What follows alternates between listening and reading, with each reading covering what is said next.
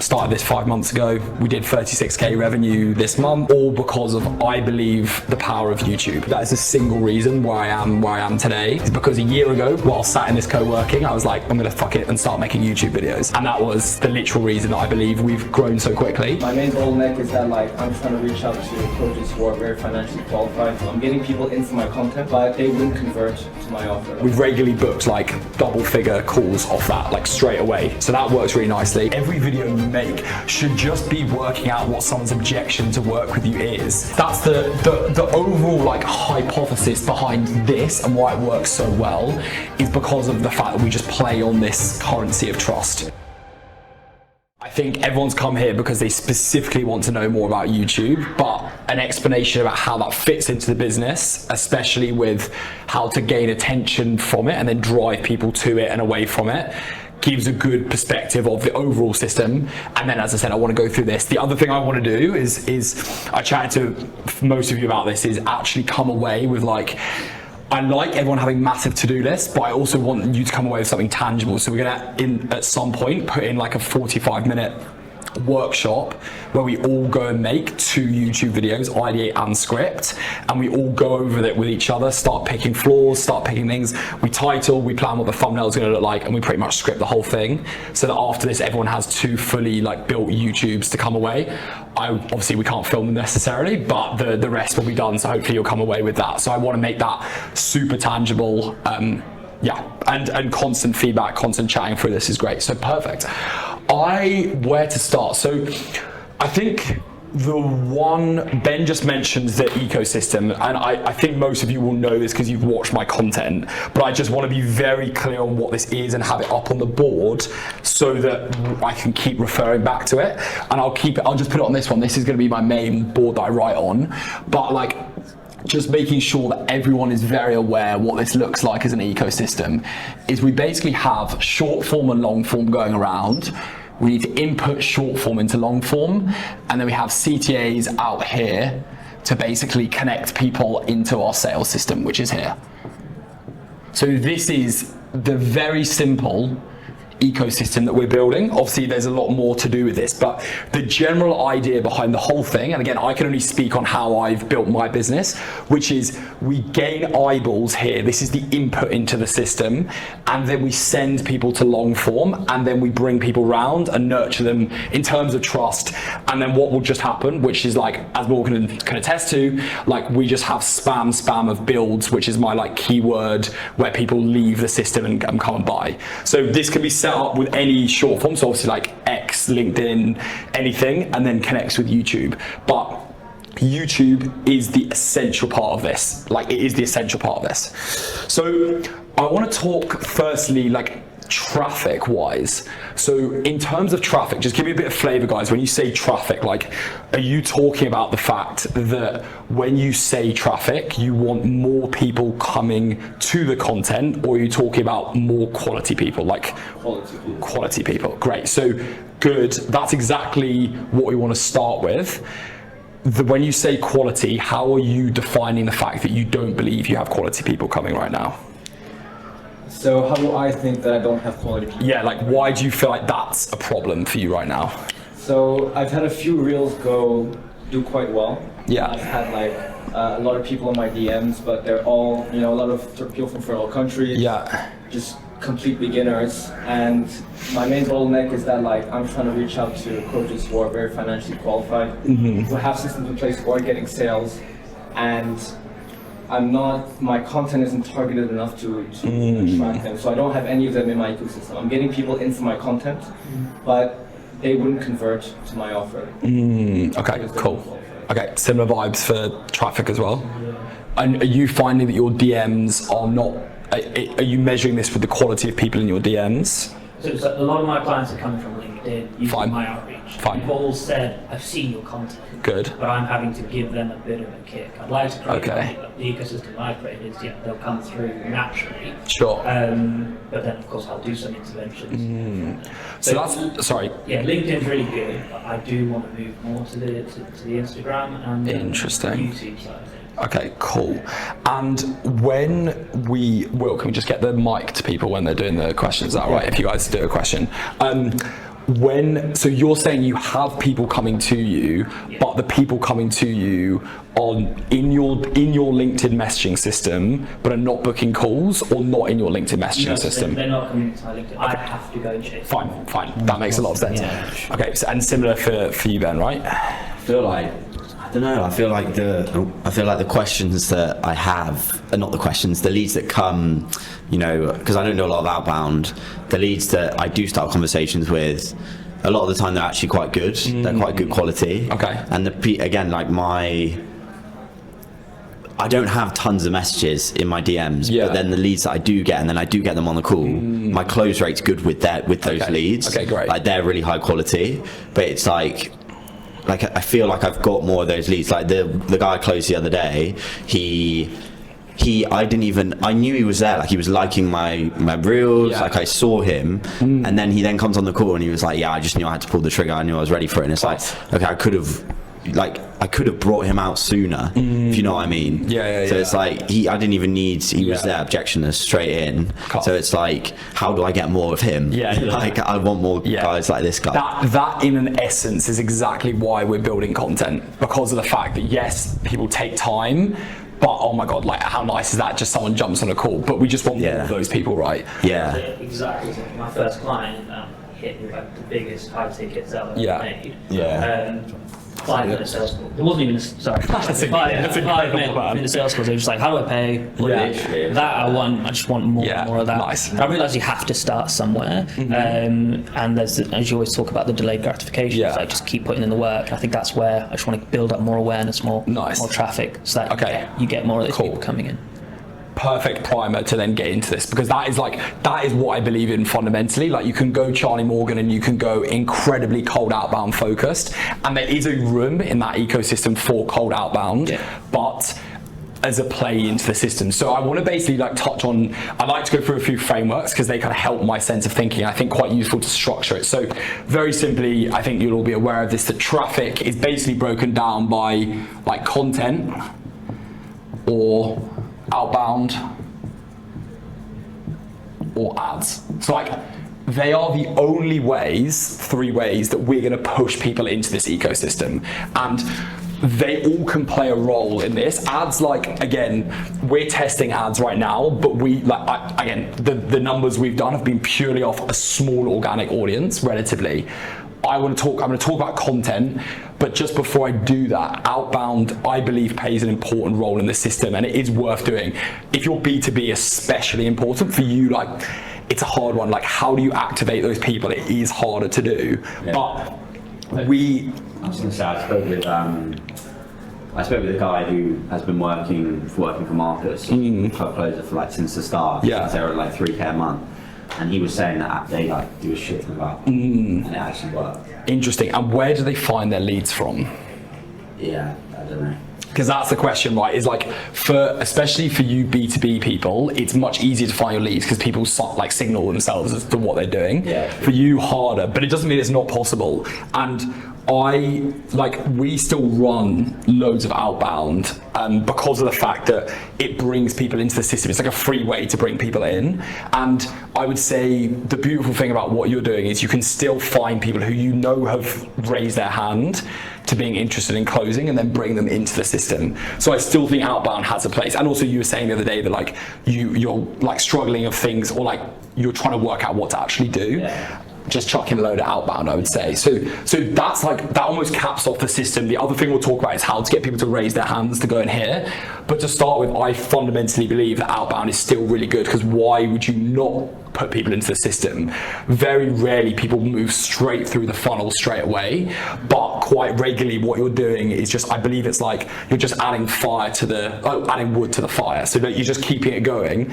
I've got a great screenshot where I outbounded someone in February, and she messaged me back in maybe mid-March and said, I've seen all your stories, when can I book a call? I want to get on board. And that was because I initially reached out to her. So she's like, oh, who is this person? So with that, I was going to say, are you trying to get them to just follow you in the outbound? Or are you trying to close them on your offer?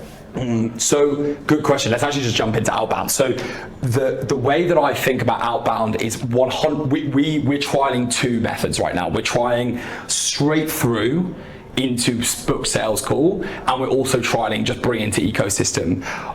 I can't tell you solidly if the straight through is working because we've not been doing it for long enough. We've built a whole, as in we built that whole ecosystem. What is, when you say straight through, like they see, they watch a video sell booking call? Yeah, so pure pitch. Like we message them cold and go like, can I have your permission to pitch you? And then we pitch them, and then if they say a trigger word, then they're like, perfect, book in a call.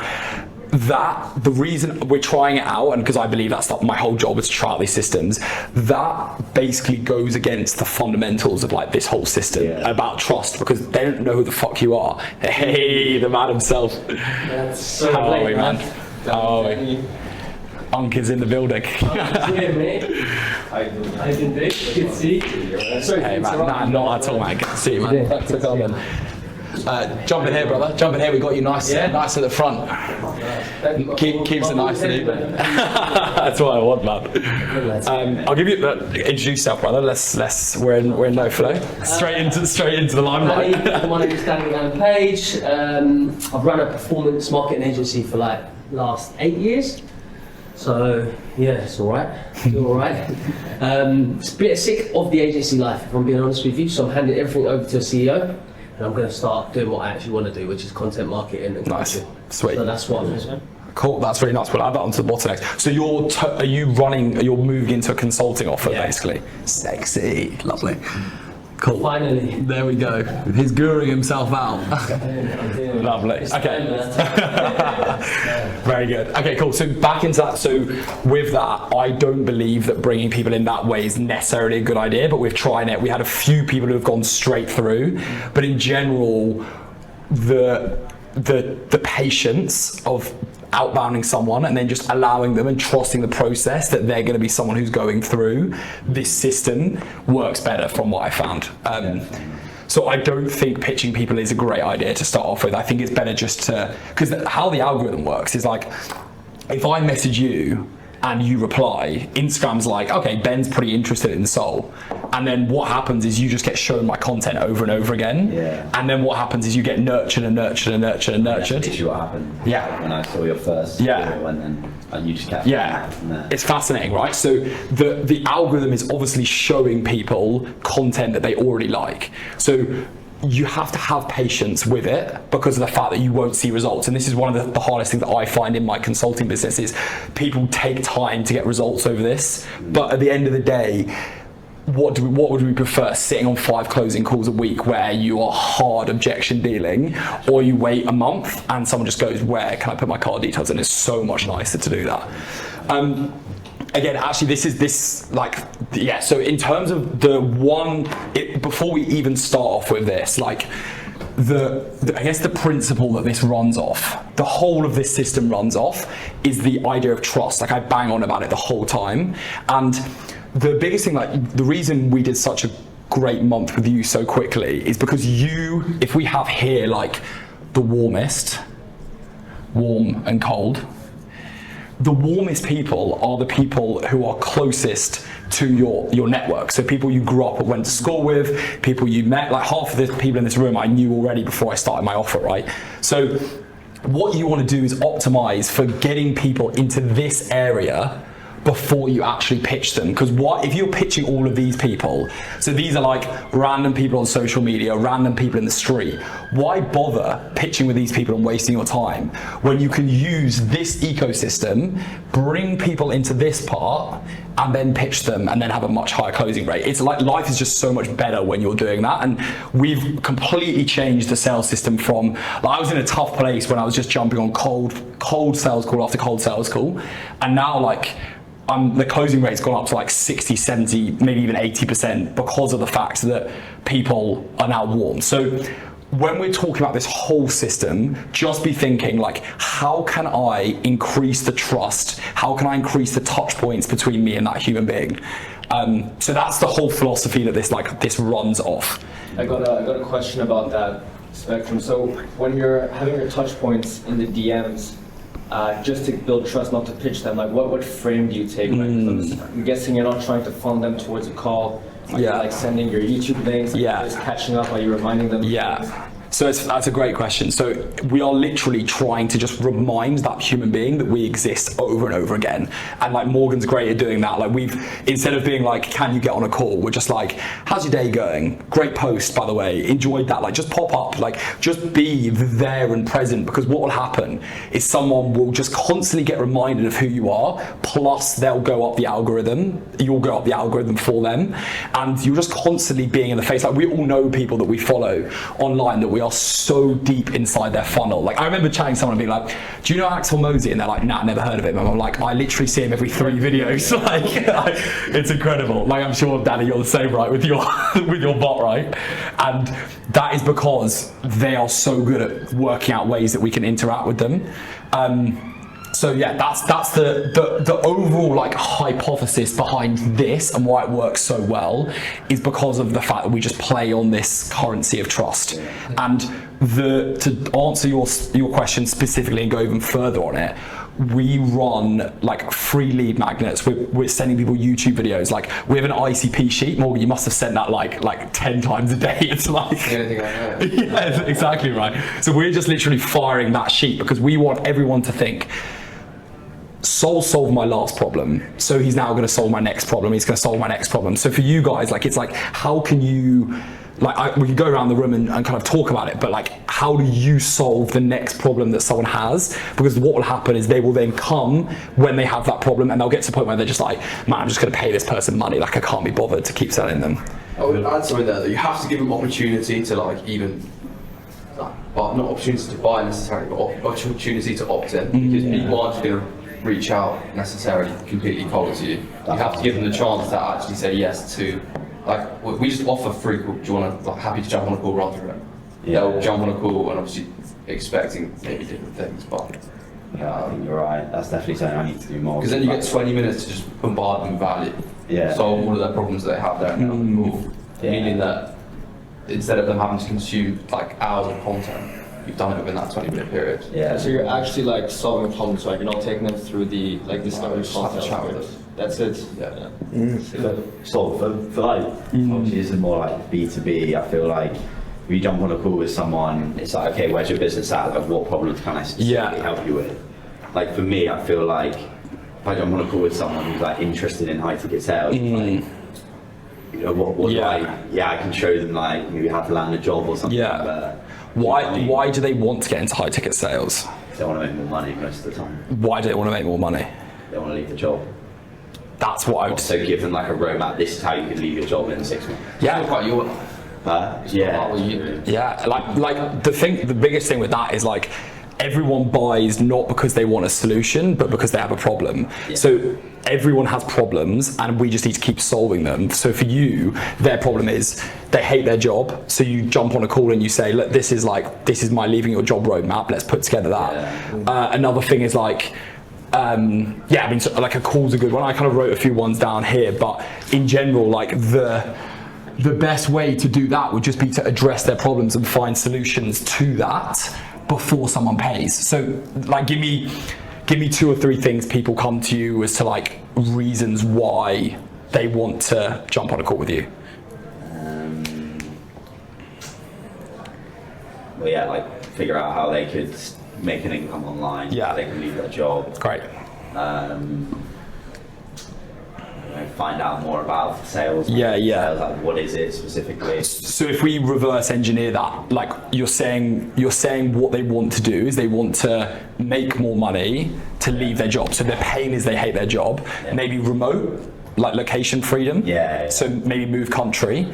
So for all of that, man, like just start talking to people about like someone is in the DMs, like put a few photos up of being in Bali, and then someone will just reply and just be like, yeah, man, Bali's so cool. I'm giving like I mean, to you both, right? I think I'd say like a massive value add that I gave you both was actually helping you like in Bali, right? Like how funny is that, right? Like you're part of my program to help your businesses, but actually you probably associate me with like helping you in Bali as well. Do the same.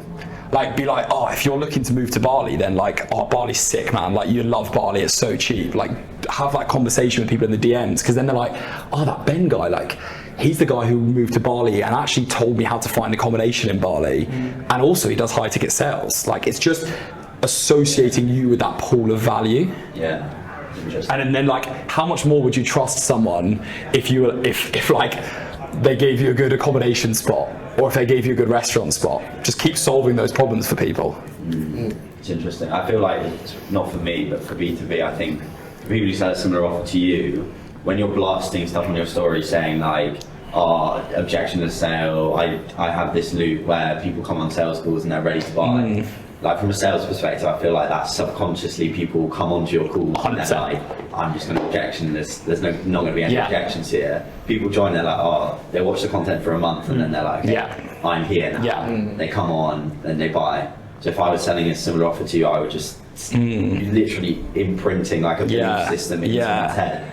They will then buy from you. 100%. I think that's been 100%. So in my pre-sale asset, I got this from my mentor, which was like, I just say, the amazing thing about this system is everyone rocks up to the sales calls and ready to pay, and they're like sitting there like, oh yeah, I'm gonna be that. Like, I'm gonna be, and that's how I got sold on his. I was like, I'm not gonna be that guy that's the only person who rocks up and has objections. Like, but I mean, I think first principles, this applies to everyone, right? Like, you can pre-frame.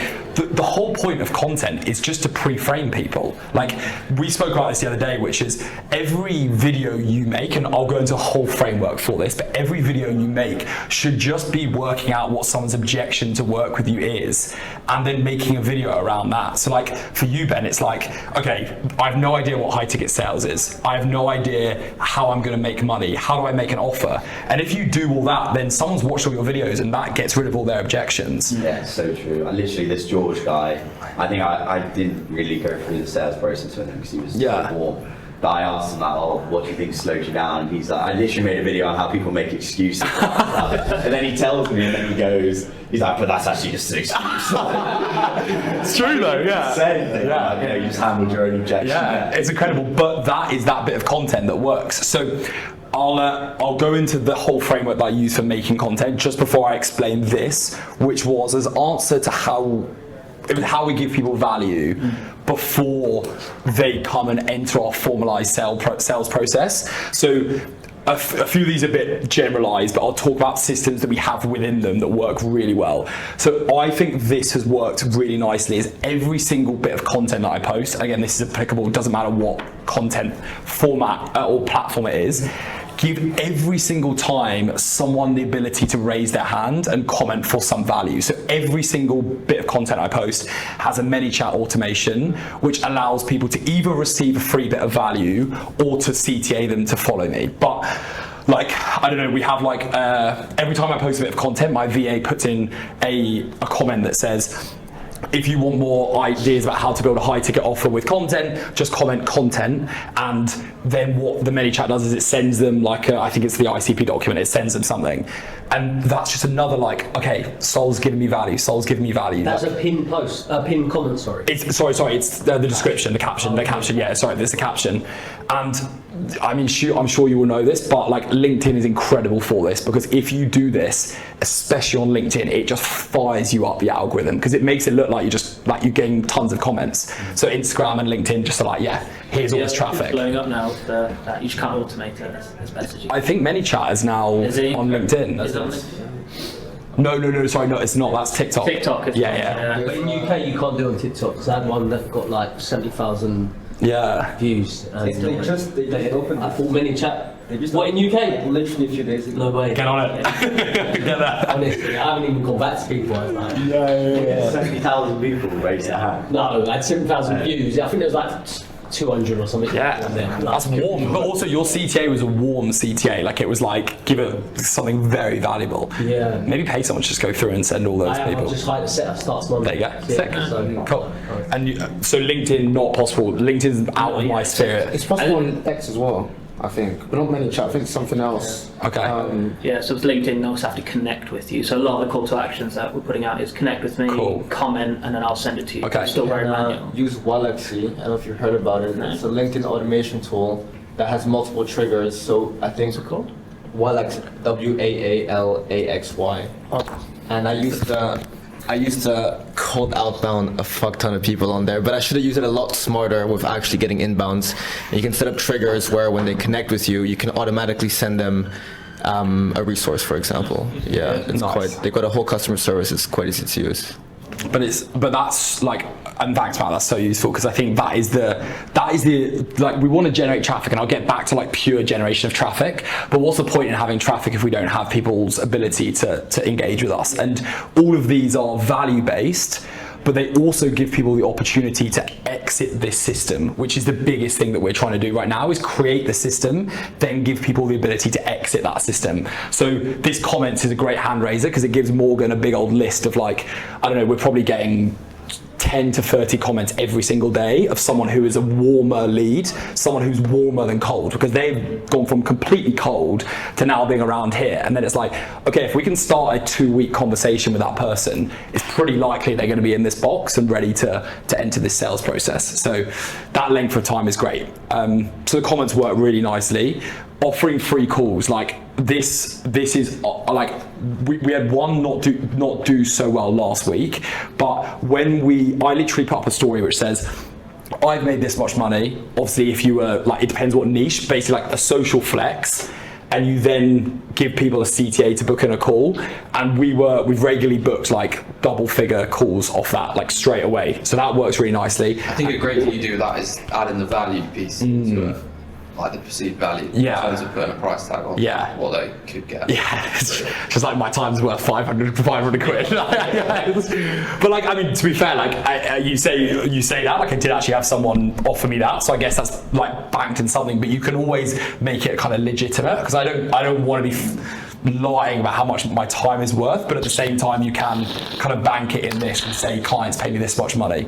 That comes to a side topic, which is about talking about your price in public, which I fucking love. I think that's such a good way to sell things. That's another objection handle, because it's another objection that people will rock up, especially with your offer. Like, people are just like, they don't conceptualize that much money if they're B2C. I should say my price. I think, man, I mean, we've had B2B 100%, B2C interesting. It's a tester thing, right? It depends how much people shit themselves when you say the price on the call.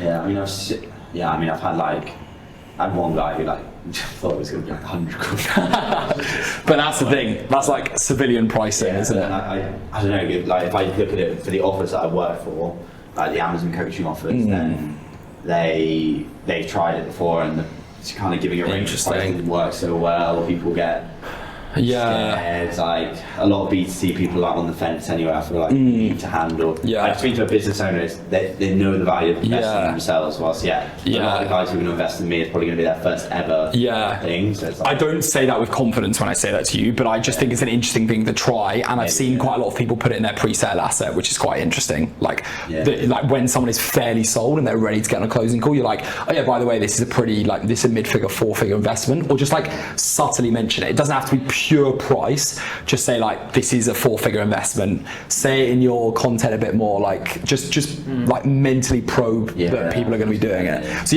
what I think, good distinction, not pure figure, but just say like, look, like there's a reason people invest 4 figures into themselves with me, just in content, and then people just start to realize it's that much. Yeah, I mean, it's literally like you don't want to be on calls with people who you're just wasting an hour. It's like, you'd rather. I don't think that, but I think you're right. Like, if you're too straight about it, people will be put off by it because it's B2C. But like, just talking about it's 4 figures is quite useful. Do you ever have like a pricing anchor of like just a ridiculously high price ticket and downsell them into? So my program is, and this is exactly what I do, say it out loud, my program is 8.5k for done with you, like done with you as in that, and then do it yourself / done with you is about 4k. Okay. So I have that, but sometimes I've tried, I know a lot of people in my industry have like a literally done for you offer, and they price anchor themselves that high. I've tried it, but like, it just doesn't sit right with me because I don't have that offer. So it's like, you got to deliver on it. Exactly, and to be honest, if I said it and someone said it, but I think again, the whole like first principles concept of this is like, yes, there are buying principles and marketing principles and psychological sales principles, but like most of the people who come onto my calls are just ready to go on the high offer. And like, because I talk about it enough, they just, like I had a girl, Naz closed the other day, and she's like, awesome, and she just came onto the call. She's like, I know how much it is, like I'm fine with that, like I'm fine with that, I've prepared myself for it and was ready to go. And that's just, it's just nicer in the long term. And I think we're all building businesses for 2, 3, 4, 5 years, not making cash grabs in a month. That's my philosophy with it. But like, I don't know if you found similar. That's how I structured my offer is done for you 16k, and then the done with you is around 3. That's what I want to do. So I price it, and people actually go for the 16k, which is great. Oops. Wait.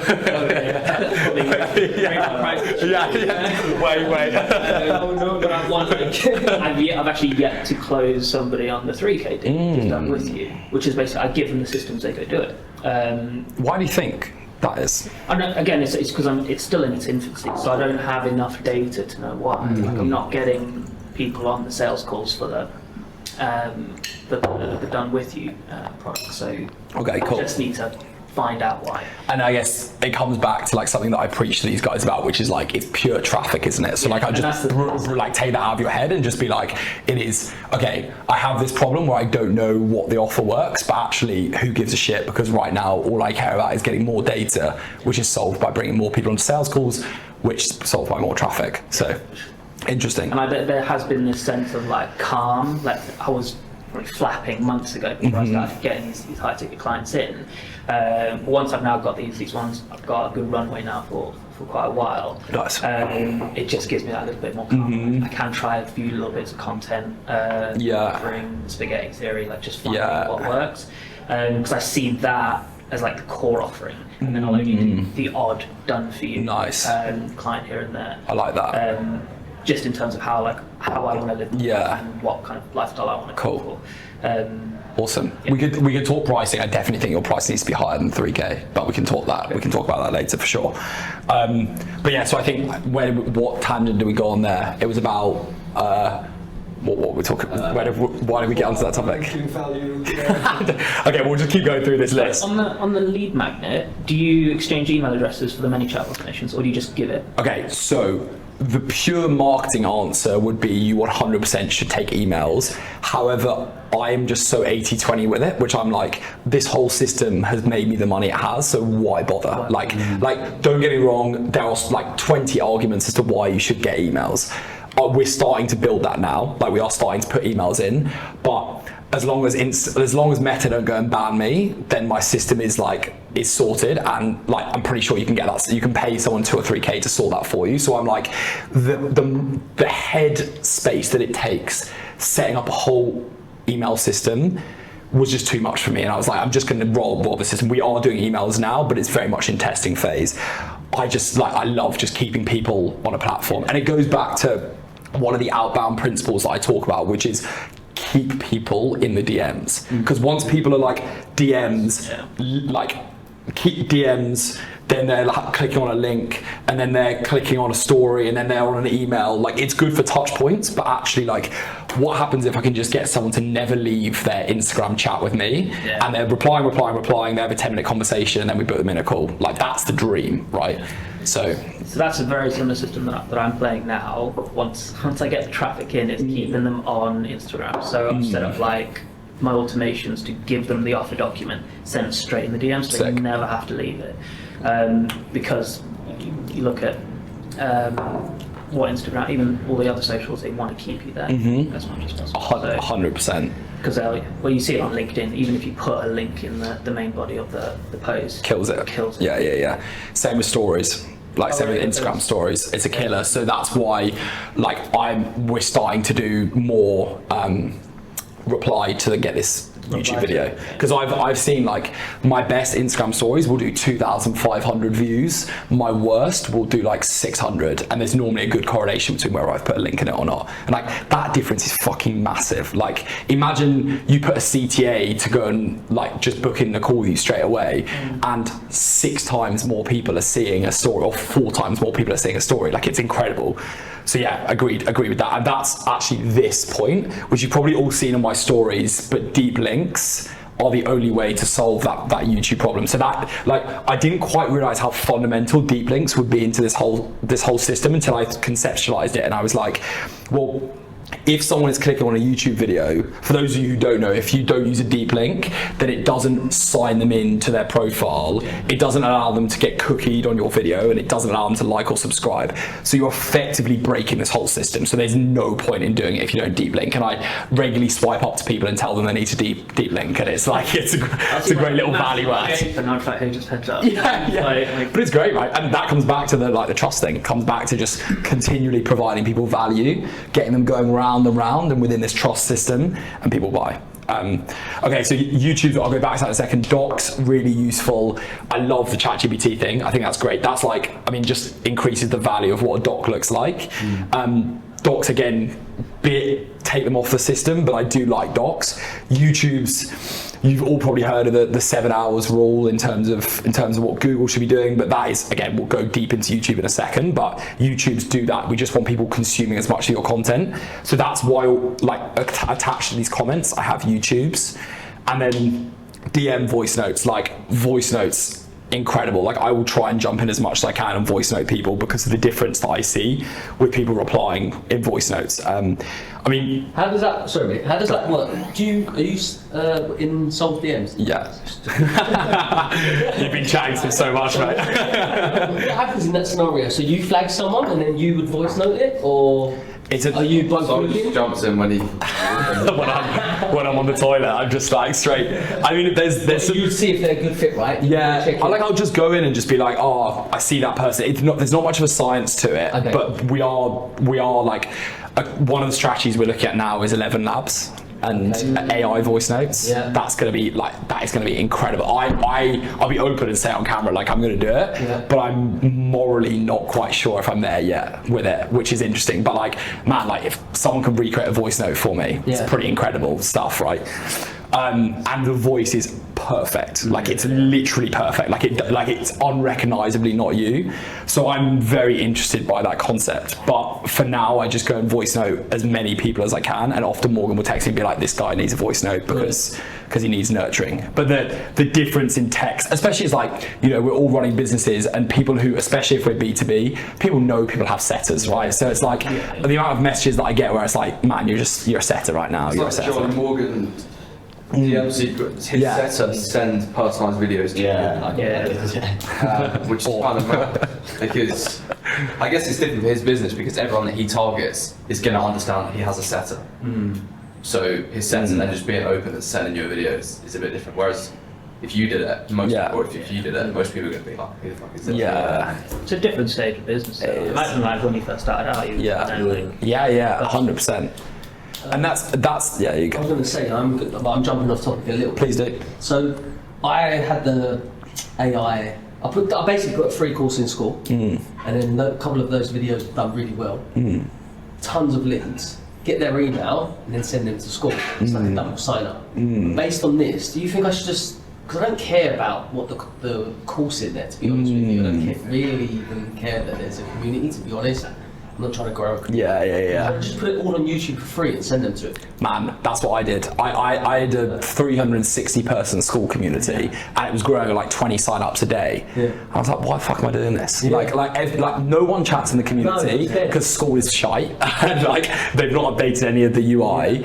No one chats in the community, no one watches the course. Like even my high ticket clients don't really watch the course, so no one watches the course. Just give everything away, like everything. And this comes back to one of the things you said, Josh, is give everything away on YouTube and just build such a personal brand and ecosystem that when you CTA a call in the YouTube video, people are ready to go. Would you even put them, because I've got like multiple assistants that I've created for the course. Nice. You just put them in the descriptions, let them use it. Yeah, everywhere. And just follow them. Because people won't use them. Like like they won't use them until they buy from you, and then they'll start using them, which is like how all of our businesses go right now, which is all the information is there on YouTube. Like, you could watch an Alex Hormozy business course on YouTube and it would probably give you as much value as a business coach, right?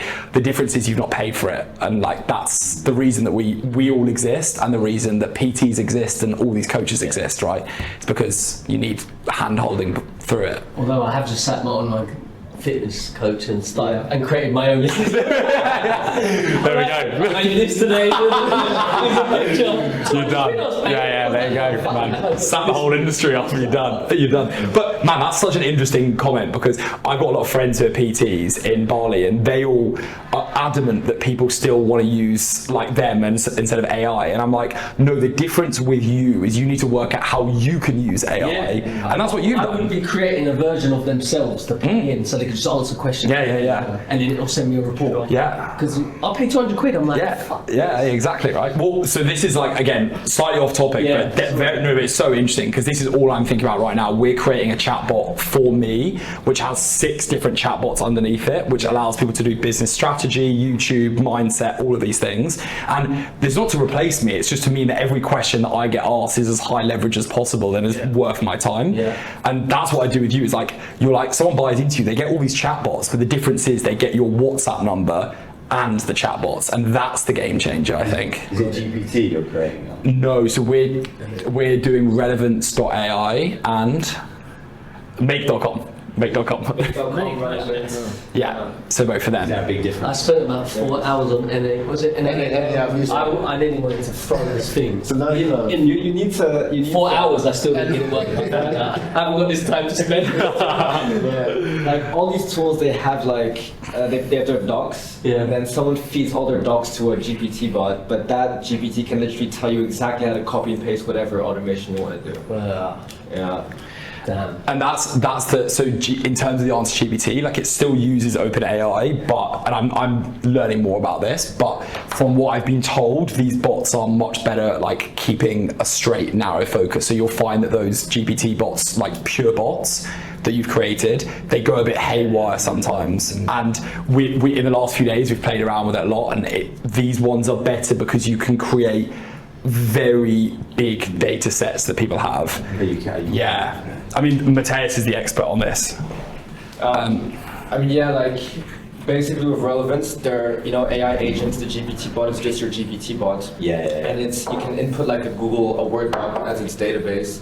But for these, you can have, so the main setup is like, you'll have one agent that you interface with via like Telegram voice note, WhatsApp voice note, and then that agent, you can connect it with any ends, will be connected to other agents. So for example, relevance. Relevance AI. And for example, you can build there's one that I'm building right now, it's like a LinkedIn agent that connects to a LinkedIn scraper agent. It connects to a fine-tuned LinkedIn writer. It connects to a database clerk. So they're all individual agents, and depending on the prompt, on the main prompt, you'll voice note the main agent. She'll connect to the relevant sub-agents. It's pretty sleazy, isn't it? And it's just like, you basically have like more GPT, just picture like a lot of GPT bots connected together that, depending on your prompt, they'll just leverage them and their database and their processing power. So it's less like broad, it's more like specific things that get. It's fascinating. I would recommend just checking out a guy on YouTube, this Dutchman, it's called Ben AI. And I'm in his community, and he just gives you all of the templates, copy and paste. It's 100 a month. And I've been paying for 3 months. And I hate low tickets. I hate low ticket. But the one thing I will interrupt and say, because don't get me wrong, this is sick, but my biggest problem is that I do not get enough people who are qualified in my DMs onto calls. Everyone almost in this room told me right now your biggest problem is traffic. You could go and fucking build 100 chatbots right now and it's not going to solve your problem. And this is, I literally spend, like, I'm building a chatbot specifically for this purpose to help my clients stay on track on certain things, because it's so easy to get distracted building things you don't need to build. So although this world is amazing, when you've got 100 clients and you can't serve them, then let's have a conversation about this. Right now, let's talk about how to get more traffic in. It's not that I disagree with this, because it's sick, right? The woman in the red dress. Literally, right? Literally. but yeah, I mean, it's still awesome the way to build this stuff. Okay, so we have about 30 minutes until we have some scran. So I think the best way to run through this is, why don't we do a big deep dive on video ideation now? We can then talk more about YouTube, and then we'll have a bit of lunch, and then we'll build YouTube scripts after lunch. Yeah. And then we can finish off any of these post that script building. Does that sound good? Yeah. Okay. Sweet, okay. Video ideation.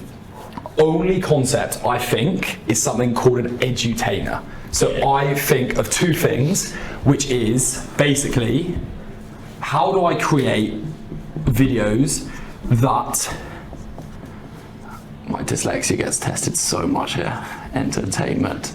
Me and you, Danny, right? I'll pull you up.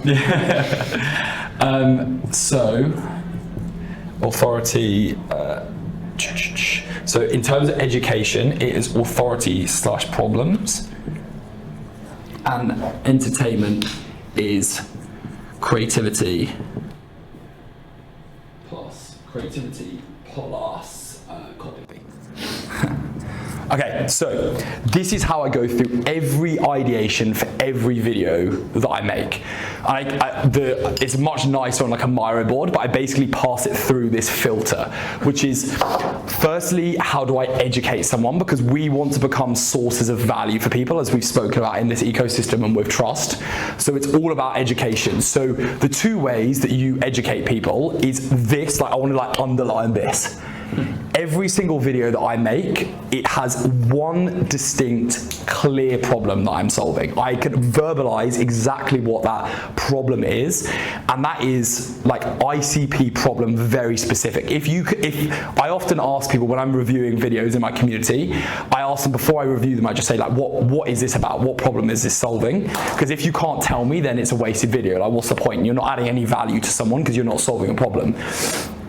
The next thing about that is like, I could go and tell astronauts how long they could survive in space and give them nutrition advice, but like, I have no authority to speak on that subject, right? So problem is only combined with what authority you have to speak on. So why are you the person to solve that problem? And this is the biggest imposter syndrome that I see people facing, is in authority and content. Like, I shiver at the fact that I put money on my story. Like, I hate it so much, but every time I put money on my story, we book in another like load of calls. Like, it's just like, because that is what my ICP needs to hear from me, is authority.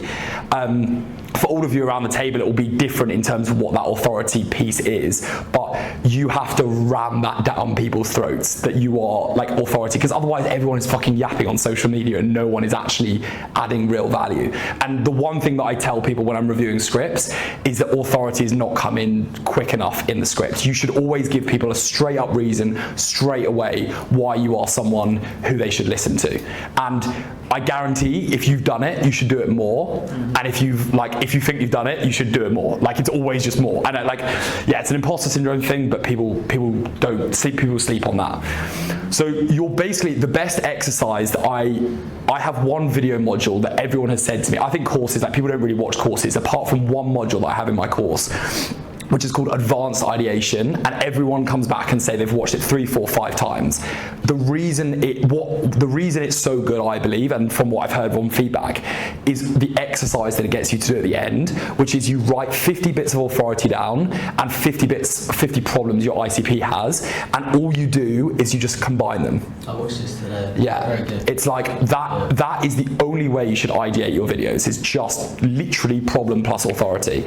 And man, you can get the roguest like problems and authority pieces. Like, I once made a video which is like, I don't know, it's like my diet and how that has to do with the fact that I've got good at like consistency and that sort of thing. But if I'm talking about consistency, you guys are like, all right, he's talking about consistency. If I say I've stuck to the same diet 50 days in a row, it's like, oh, okay, this guy actually knows what he's talking about with consistency. So every video I think about is just, how can I combine problem plus authority? Any questions on education? I've got a question. Right, so where I'm coming, obviously I've had a fair bit of success on the agency side. I've done some bits on personal branding, but now I'm going after coaches, consultants, I guess agency owners. I have this like imposter It feels like I'm starting over again. So like when I spoke about like I don't know, 8 million in 8 months for a client, it feels so far removed from the ICP that I'm going after. Who is the exact ICP that you're going after? So, and again, I'm starting something new, right? It feels like it. But ideally, it would be a younger version of myself, which would be an agency owner. Nice. Really, that cares about creating content, wants to get better at content. Nice. But they want to build a personal brand around. Nice. Ultimately, that's what it is. They want to go from 10k to 50k. Nice. So if I talk about 8 million, well, it doesn't have to be 8 million, but there's loads of there's case studies I've got from my agency side, but not. I mean, how much? What was your agency growth? That's pretty cool authority, right? Like, you took it from 0, obviously, to X amount. We've done like 3 million. There we go. And I wouldn't. I mean, maybe. It still feels like I'm, like maybe. Okay, well then just say like, I was able to buy this car. I've been able to go on holiday to this part without worrying. Like what? Because it always comes to you're trying to stick what is in your head on the authority bit. But just think about what problems do your ICP have, and then what is your authority in that problem? Yes. And is their problem? I don't know. Maybe the agency owners, they want to start an agency and they're in a job that they hate and they want to start that agency. So it's like, I've never had to work a corporate job that I don't want to because I started this agency. Massive authority piece. Yeah, even like going in Bali when I moved to Bali for a month, working from there because I was able to get performance deals. But that's all off personal brand. Yeah, exactly. So that's all their dream, right? So I'm trying to think about a way that I think about this is like, I think fairly similar niche actually between yourself and I think, okay, I've been able to make 4 hires in my business, which is cool, but none of my ICP, at least a month ago, none of my ICP were interested in that. It's not flex, like people don't care about that. What they love is the fact that I can move to Bali, I can buy things that I want to, that sort of thing. So use the authority pieces that are gonna resonate with your audience is the long way around without saying that. Because we all have authority pieces of like, don't know, I can squat a certain amount, but like that doesn't make a difference to my ICP. Like they couldn't give a shit about that, right? As you say that, it's like spending more time with your kids and shit. Like, because my audience will be so like picking up my kids from school, little things like that, which I never used to be as a agency. I watched that video that you had where you picked up your kid and you're like, that's the Hormozy thing. I love that. Put that at the start. Like that's some budget behind that. It's fucking mad. It's an unbelievable video. But your authority bit comes right at the end, which is fine because it's such an engaging video. It's good. But like, if you had said, this is the Hormozy bot that I've created so that I'm able to so that for the last 2 years I've never missed a pickup for my kid or something like that. Bang, straight away. Got it. Cheers, mate. Cool. Anything else on authority and problem? Sweet. Okay, cool. So what I do is I first think about that whenever I'm thinking about a video, and then the second part I go round is like, we could all sit there in front of a camera and just be like, I'm gonna say this authority and problem. The next part is then how do I make that entertaining, because this is how we keep people going for longer. And these are kind of the ideation ways that I go about making videos entertaining, which is firstly copy people. And it's like, you're gonna sit there and be like, Sol saying copy people, like that's such an unoriginal thing to say. But genuinely, like, why would you bother going for a home run on a bit of content where you're guessing and you have no idea? Go and just copy other people's reels, because when you put your own stamp of authority on this, it will be so far removed away from the video that you once saw that it doesn't even matter. So I love this idea of copying, because I just think like, I'm trying to think of some of the videos that I've made that have been, so the best story I tell about this is, the story that made most of the video that did most of my sales was my like leaving 9-to-5 job video. That video was an amalgamation of 200 leaving job videos that I watched before that. And I watched like James Warnock's one, I watched all these famous guys and girls as ones, and I was like, I like that bit, I like that bit, I like that bit. And I just combined them all into a script together, and it just made like an incredible script, because it was like all the best parts of all the other videos and learning from people's mistakes. So that's why I love copying. I'm so for that. And then the other thing is like, this is a bit intangible, it's hard for me to say, but like full on creativity. Like sometimes just go for a walk and just be like, I'm gonna make a video there. Like, I'm interested, how do you come up with a Hormozy one? It was Sunday. My missus had just told me off for working on the weekend, and I was like, "Fuck! Why am I actually creating content?" And the truth is, I should. You know, a lot of time you create content, you procrastinate at the time you should be doing it, and then you have to do it like last minute. That's what I'm like. So she basically, that's how that came up, and I was like, right, how can I angle this? I was like, well, I'm sitting here beating myself up about not spending time with my kids. That's the angle. Fascinating. Yeah. So that's that's intangibly a very hard thing to operationalize, right? It's so hard to say how to come up with that. I'd say it's like, I mean, you've obviously developed a muscle, and I think that's the thing with everyone is like, just view your life through a creating lens. Like, we're all fucking influencers at the end of the day. Like, we are all creating content, and just thinking like, oh, that could be a good video idea, that could be a good video idea, and having like I don't know if it's by the creative art, the creative Minnow always told us about it, the creative act. Rick Rubin book, and he's like, just create like a catcher for all of your creativity, so that when you have an idea, you store it in like, I call it spam ideas on my thing, but like, it's a really good way to keep content going. So many of your stories, because that's one of the ones I struggle with, is putting those stories. I've come up with something crazy creative. Like those kind of like stories, it's just copying images. I really fucking struggle. So interesting.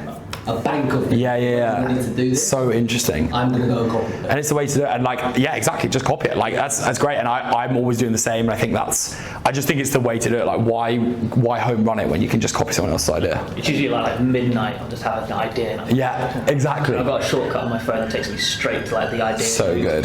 So good. That's so good. And then if you put it in that like catcher, it then subconsciously develops in your brain. And it's like, my best videos have been ones that I ideated 2 weeks before, and then I come to write them, I've got a full script ready in my head, and I'm like, where the fuck has this come from? And it's like, just because it's almost ruminated in my brain. I think what I struggle with is like, I've got these ideas, like I come from a creative background, but then like turning that idea into something, getting it down into a video or a piece of paper. Fascinating. It's quite difficult. I'm just trying to find the format of the medium. So if you go on like my Instagram, you'll see loads of different types of like trying to get my creativity out. It's a really interesting point you say that, because I actually said someone to this at my last mastermind, which is the one problem with the idea catcher is it becomes a fake productivity tool where you're like, oh, I'm banging out all these ideas, and you have a list of 2,000 ideas and you don't make any of them. So the other thing is like trying to remove the friction between you making one and actually you ideating one and making one. The two ways that I do that is just make them. Like, if I have the idea, like maybe midnight's not so great for video creation, but the better one that I like is scheduling an idea in my diary. So like, I have my media hub where I have all my videos, and if I'm like, oh, I have just had a really good idea, I'm like, great, that's Thursday's post. And then it's like, I can't get away from making it because I'm like, well, I've not got any other post for Thursday, so I have to make this idea. And that's a good like little accountability tool on that. I have a thing that I do as well, of two things. So back when we were Minnow, he would tell us to schedule like the same time every single day, so you're conditioned to know that this time is when I do this, when I have to be creative. And for me, it was like early in the morning before I started any work, before I had any notifications. And every morning I would have to find an idea, and it would just come, and I would post daily, long form storytelling videos. And it worked quite well, it just burned me out because I had no sleep. And the second thing is that whenever I like the idea catcher bank and I use it, but whenever I have an idea for like a business system or just content, I do it straight away, regardless of what I'm working on, especially if it's a low value task. Because you'll never find that motivation again. Once you have that spur, I just ride the wave. And it gets like, then you start riding the waves and you get more ideas, just milk it as much as possible. That's good. It's such a hard balance though with task switching. That's the balance that I don't. That's why I'm scared of that idea. Yeah. Because it's like, it's literally like we were talking about the bottlenecks. It's like, if you've committed to doing a task and then you have a creative idea, it's like, which one do I prioritize? Do I go for the creative task, or do I not task switch and do this thing? Yeah, I would used to do this, right? You kind of like block it down. But then I realized that I'd have like 10,000 ideas in my bank, and I would execute on like 50%. That's the killer. Maybe it's a case of I mean, I think those solutions that I gave Gav, like a kind of scheduling and saying this is my video for then, and then you at least have the foundation of it in. But yeah, otherwise, like, I mean, if you follow that principle for every bit of work you did, then you'd literally never get anything done because you'd be task switching every time, right?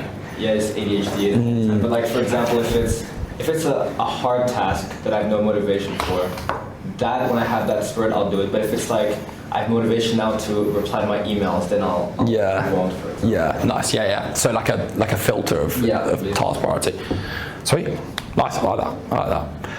Okay, cool. That like framework is I think that's literally the fundamentals of creating content. Like I think people who sell pure content courses and all that sort of thing, they make this super complicated thing and there's like little things you can change and all this sort of thing. Like if you make that content, you will print and bring in clients off it. Like I believe it's just simply as easy as that. And anyone who tells you anything different is trying to sell a content course because they know that they need to give niche differences and all that sort of thing. You can get better at making that better, but at the end of the day, that's like the simple first principles of creating good content. How often are you posting at the minute? It's quite a lot, right? Twice a day. Yeah. But we're now going to go back to once a day. Because I put a story up last night because I wanted to be a little bit like, we're just testing things, right? And like my engagement has gone down per post, but my total engagement has gone up. So my theory is, well, why would I not post less and make it high quality than doing the other way around? But if you look at the top people in the field, they're posting 3 times a day. And again, I come down to like why they're posting 3 times a day. They know more than I do because they've got teams working. Alex Hormozy talks about something really good, which is like the accordion, and I like that as a concept. I don't know if you guys have heard of the accordion, like the content accordion. Basically, it's spaghetti theory, but actually more in depth, which is you post loads of everything. So now I have 60 data points in short form and 16 data points for YouTube. And this month I'm going to post once a week on YouTube and once a day on short form, but they're going to be so dialed in because you have this width of like all these data points, and then you dial in to a few, and then you then post loads of those, and then you dial in, and then you post loads, and then you dial in. And that's seeing content as like a scientist as opposed to like a creative person. Like seeing it as like, this worked, post more of this didn't work, post more of this. Well, question actually. So in terms of YouTube, in terms of like kind of an idea, scripting it, recording it, how long does it usually take for you overall, like for the whole process? So we were doing Yap videos, which took me like, I have this idea, I'm going to drop everything and just film a 15-minute video. But I have noticed a direct correlation between how well my YouTube video does and how much effort I put into it. So when I wake up, make a video, when I have an idea and make a video, the performance versus when I like make a massive Mario board, do all this, is completely different. It's so much higher when I put effort in, and like that's an unfortunate that's the thing that I found out. It's like I have these ideas and I know I can put in a lot of effort, but I know it's going to take me a lot of time, so I kind of procrastinate and try to avoid to do it. But like, I know if I actually make the video, it'll be valuable. Like the first video I made, that got like good lot of subscribers. That took me ages to do. Like it was a 40-minute video. It was worth in the end, so I'm just trying to find a balance between having a good idea but not spending like a long time making it. So YouTube, you should, because on short form your video disappears after a week or 2 weeks, but on YouTube your good video in 2 years time will still make you money. Like Iman Gadzhi's VSL video is still making him like millions, and it's like he posted that 4 years ago. So that's how I reason in my head. I'm like, for short form I actually don't want to spend too much time on it because it's like it will just go and you just get lucky, whereas if you make an unbelievable YouTube video, it will continue to sell people for months and months. It's evergreen. So that logic I've only learned through testing, through literally testing and working out that putting effort in, which is fucking annoying. Like the more effort I put in, the more the video does well. So does that mean when you're thinking about what you're going to post on YouTube, are you now less inclined to do those videos because you're like, I don't want the quality, I don't want people to... which is a hot take because I told you about 2 weeks ago that that's what you should do, but I can only say from the data. Like my best performing video was literally just camera, my mic wasn't even on, and it went really well. So it's like, it's hard to know. That's data. Just do that, man. Like I would only ever with content say, as I said, be a scientist and only ever think about what data tells you. Like if I was connected to the projector, I would show these guys know, but I have a content tracking sheet that I get my VA to fill in, and it just color grades it on the most engagement on each side, and I just make my decisions on what content I make from that. I actually have a question on that. Let's say you do it in a month and they review it at the end of the month, you fill it out. The videos that you've posted towards the end, how are you judging the... Always a 4-day lag. Okay. So I only get my VA to fill it out after 4 days, because that's when I've kind of worked out, like it kind of plateaus unless it blows up, but obviously you've got a pretty good idea if it's doing well or not. Is that short form? Yes. Yeah. But I also do it for long form as well. I also do it for long form, but it's all data based now. Which is so nice, because then like this ideation point, in theory, you then only need to ideate like maybe a few times a month, and the rest is just, I know this works, I'm gonna post it again, I know this works, I'm gonna post it again. It takes all the decision making, and this is how you scale making content on like a large basis for an offer, is stop thinking like staring at a wall ideating and just go on what works before. I've got a question actually. It's about Twitter. So on Twitter, I normally post either my design work for ads or just normal value-based tweets. The posts that do the best for me are when I post my work. The tweets I just tweet normal stuff. Doesn't really do that well.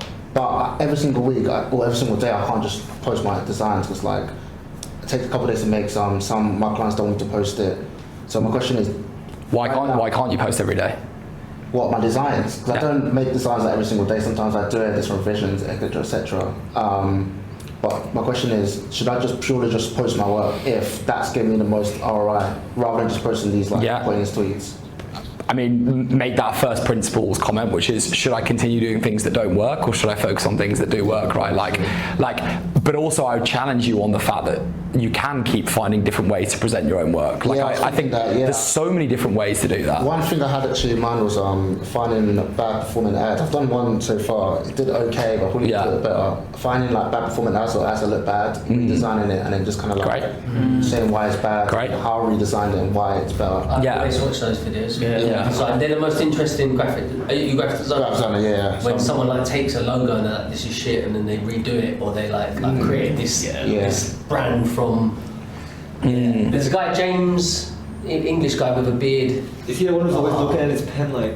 Oh yes, I know the guy. On Instagram. I've seen him. He does that a lot. He'll go and he'll do this, and he's not even talking. It was just like. And it's so short. It does printing as well. Like he's doing like big brands. He does well. He does well. There's another guy that does it with email, so he just signs up to loads of email campaigns. I think I've seen that. Max. And he's like, this is how I'd redesign this email. Then I just got Gymshark and all this type of stuff. Yeah, I've seen the Gymshark one. Yeah, it's annoying because I don't use Instagram, but that would be good content for Instagram. But I could do it for Twitter. But Why not?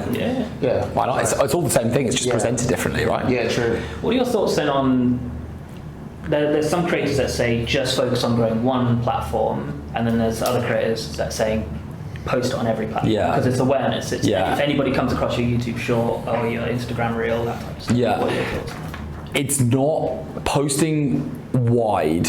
Is not a case of it being a bad idea, it's a case of it being a bad time allocation idea. So you will find creators who have made 100 grand a month on Instagram, and you will find creators who've done the exact same thing and made 100 grand a month on Twitter. So I would say if you could post on every single platform, that's the best, and when you scale and you have team members doing it for you, brilliant. For now, your offer can be scaled with literally posting on one short form and one long form. That's it. And you can dominate the market that way. Like, the only reason I do TikTok and Instagram is because it's no different. It's like I just cross post. That's what I was saying, because I use a scheduling tool. I may tweak the copy based on that, but honestly it takes 30 seconds. But I'd worry about that, because even tweaking the copy is a mind activity, right? It's even unless you can get someone to do it for you, you do not want to be doing those low leverage tasks. And to be clear, like I track where everyone sees me. A lot of people see me on TikTok first, which is something I would have never known had I not tracked that. They see me first on TikTok, they then see me while they're scrolling on Instagram, they follow me on Instagram, they watch YouTube, and then they buy from a story. That's how everyone finds me. But I only know that because I've asked people. when I've looked at third-party data, you get higher conversion off Instagram versus TikTok. Oh, TikTok, you just see, you don't get anything. TikTok's rubbish. Yeah. I only use it. Like, I've got like 1,000 followers on TikTok. Like, I don't look at it. I don't think I have the app downloaded on my phone. Like, I literally don't use it at all. But I just like there's literally no difference between me posting on TikTok and Twitter versus TikTok and Instagram. But if I could say any funnel that works, my whole thing has been Instagram and YouTube, and TikTok just plays a nice role in that. And then, but we will start posting on LinkedIn. We will start posting on X. Like, I'm gonna do all those things, but why now, man? Like, I know people who are making 250K a month with my business who are just posting on Instagram. So why would I bother going wide when I can just post on one? So yeah. So what's yours gonna be? Good question. I know where I want to do, which is Instagram and YouTube, because that's the life I want to build. But my high ticket clients are on LinkedIn.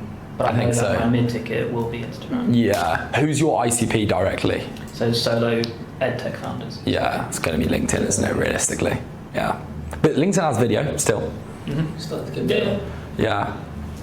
Yeah, I mean, I also think once you start making a lot of money off LinkedIn, you'll be a lot more happy that you're posting on LinkedIn, right? Like, it's like I kind of like this platform now. Making money on this platform. Yeah. And what I like about the system is the principles still apply for the whole thing, right? Like, you get trust, and then you give people the ability to raise their hand, and then you allow them. And obviously the mechanisms are all slightly different, but the principle is the same thing, which is cool. But yeah, I wouldn't touch another platform apart from those two. Yeah. Okay. With this, you're posting on YouTube 4 times a week. You're going back to what, one? One. For me, obviously, I've not been consistent at all. So should I just start? Because I like the idea of the app purely down to the fact that it makes me not go for this perfection, which is what I often chase and then becomes a blocker for me actually posting. So I think I'm gonna go for 2 videos a week. One yap. Yeah, and then nice. One that's a little bit more high effort. I love that. And that's why everyone who's in my community, I tell them to do yaps to start with, is because I yapped my way to being able to do one take value videos. Yeah. And that the authority that one take value videos do for you is incredible. Like, if you see me explaining a complex funnel without a single error in me speaking or a single edit, the difference between that, I think psychologically, versus someone just having edit, cut, mistake, all that sort of thing, like, that person could be reading a ChatGPT script for all you know, right? Whereas one take is incredible, and that's what those yaps allow me to do. Like, if you can speak, it's public speaking, right, at the end of the day. When you're doing your value videos on YouTube, how do you make the value videos entertaining? I know you have Miro boards that are engaging, but like, is there anything you've learned from that? Where it's like, okay, this one did well, this one didn't, what was the difference? The concept of like dopamine is really important in that. Like, it's like, again, first principles of it is like the Miro boards. It's like, why Miro boards work a lot better than whiteboards, and I never understood that, because I always thought that if I was on a whiteboard, someone thinks this person is making this up on the spot, so why would it not work? But the reason is because this looks fucking boring, whereas like a Miro board where you've got colors and screenshots and like all this thing is more interesting. So I'm still passing it through that filter of entertainment, but with a more like dopamine focused approach. And then it comes back to psychology. Like, I'm thinking, I don't know if you've watched my videos where I encourage people to keep watching. So about a third through, I'll be like, you're smashing it watching this, by the way. At the start of my videos, I'm like, if you can't sit through 20 minutes of value on this, like all that sort of thing. And like, those psychological bits are the ways that you keep value entertaining. And how do you, because I think one of the biggest things I struggle with is I'm not creative and stuff. Like, on a Miro board, I can't be asked to like add photos, it's just long. I just don't know how to make it look pretty, look good. So do you just copy other people? Like, what? I absolutely hate it as well. I mean, the good news for you is we're building a full Miro board template for you guys. So we've got that coming out, which someone's working on. So that will give you a load of like options on that. But the way that I think about it is I try and conceptualize what in my head it looks like. I don't know if that makes sense, but like in my head, even being able to like draw this, right? Like there are probably 100 different ways you can draw this, but then I'm like, okay, in my head, it's like this ecosystem, people are in it, like they're going around, like what does it look like? And then I just put it onto a Mario board, and I always bias action with making those sort of things. So I'm just like, just gonna put things on a board and just reorder them. But Mario boards, I say to Mateus, like Mario boards, they take me 3 hours to make per Mario board, and they are un-outsourceable, which is. Do you know what I did? I used Poppy AI. It restructured. It was a bit weird, but it gave me like a starting point of like boxes. It was all done by like not code, but you know, like. Could you edit it afterwards? No, but it gave me the visual representation. Yes. To go, that's a box that links to there. Da, da, da. Okay. What's it called? Poppy AI. So it's worth it. I was thinking about getting it. Is it a bit of a gimmick? It's not a gimmick. I like it. I'm going to pay for the expensive one purely because I like the visual element. Yeah. And it's like Miro. So I like it. Oh, nice. But ultimately, you are just plugging into fucking Claude and It's kind of like just a nice interface, basically. Basically, that's what it is. Okay. But I am a software whore, man. Like I will buy everything. I hate to see what your bill is. It's a fucking problem for me. Just like AI done. But if you got the money. Test it out, but I mean, it's always worth it. I mean, we had a challenge. I said to Josh on a call, I was like, I want you to have 150 quid a month bill for software because you just have to get like. Just like fuck it. It's really good for like copying. So like you can get soul stories, put them all in there, and then link it. Yeah, I heard it's good for like ads to get like different statistics. It's brilliant for ads. So that's the reason I wanted to get it. So I can just make ads quickly because that's my bottleneck a bit. Is just making ads quickly because I'm a perfectionist. I end up just like taking too much time. So. Well, definitely buy it then. Yeah. It's definitely. I mean, if it gives you inspiration, this is why I think ChatGPT and AI is great for ideation because it just gives you a non-blank canvas, which is the most important thing. True. I don't but then I would say the mistake people make is they use it as their ideation and they use it as they'll use that board, and like the problem is that is the direct correlation I found between if anything's easy on YouTube, it's likely not to do as well. Whereas like it's just ridiculous. Whenever I've spent longer on a YouTube video, it always like outperforms the one that don't. I don't know what the first principles idea behind that is. It's probably because it makes it more unique. True. Yeah, but that's something that frustrates me, but I've just seen it, which is why I'm going down to 1 a week and making it unbelievable as opposed to making 4 a week where I feel like, was it me just being lazy and just saying like with a Yap video, like it's just easier to make? True. But again, my best performing video, which has done like 25k on YouTube, is me going around the streets of London yapping. So I don't know, maybe what do you think about, because we're all pretty early in the YouTube, I guess you are as well, like getting content out there so that people go on your profile and they're like, okay, at least he's got 50 YouTube videos. What if it's like quality? But if someone goes on and just sees, okay, he's got 5 YouTube videos, this guy doesn't he hasn't been around long enough. It's an interesting one, but I would say like I've seen multiple people who are making very good money who have, Sam Millsop, who's making 350k a month, has 4 YouTube videos on his profile. And all of his reels are just him just like talking. That's what I mean, right? Like, he does like Snapchat quality stuff, and he's got 4 YouTube videos. His videos like very, very long. Was it like 10 minutes? No, as in he hasn't done YouTube basically. Oh, he's got none. Yeah, but as in he's done 4 videos, but like he made them like 6 months ago. They're all, and I would say every belief that you have within that is limiting. Probably it's like you can't just crack on and do that. Get Yap going now. There we go. So yeah, that's, I would say, but then also it's asking why are we using YouTube videos, because I actually got challenged on this the other day because someone was saying you don't make any top of funnel YouTubes, or I don't really make any top of funnel YouTubes because I generate all my traffic in my short form and then I just send people incredible YouTube videos. I changed that over the last month. Incredible, self-confessed incredible, but I changed that over the last month to try and like broaden. I just don't think it's made that much difference. So I have a question. So your YouTube is not meant to be top of funnel. It's meant to warm the existing people you get from your IG. No. Sorry. I was gonna ask. So like in my case, let's say I'm trying to reach out to the higher profile coaches. how does that work? Am I still trying to get volume into via my Instagram and then CTA to my YouTube? Or am I trying to then get YouTube to be my top of funnel?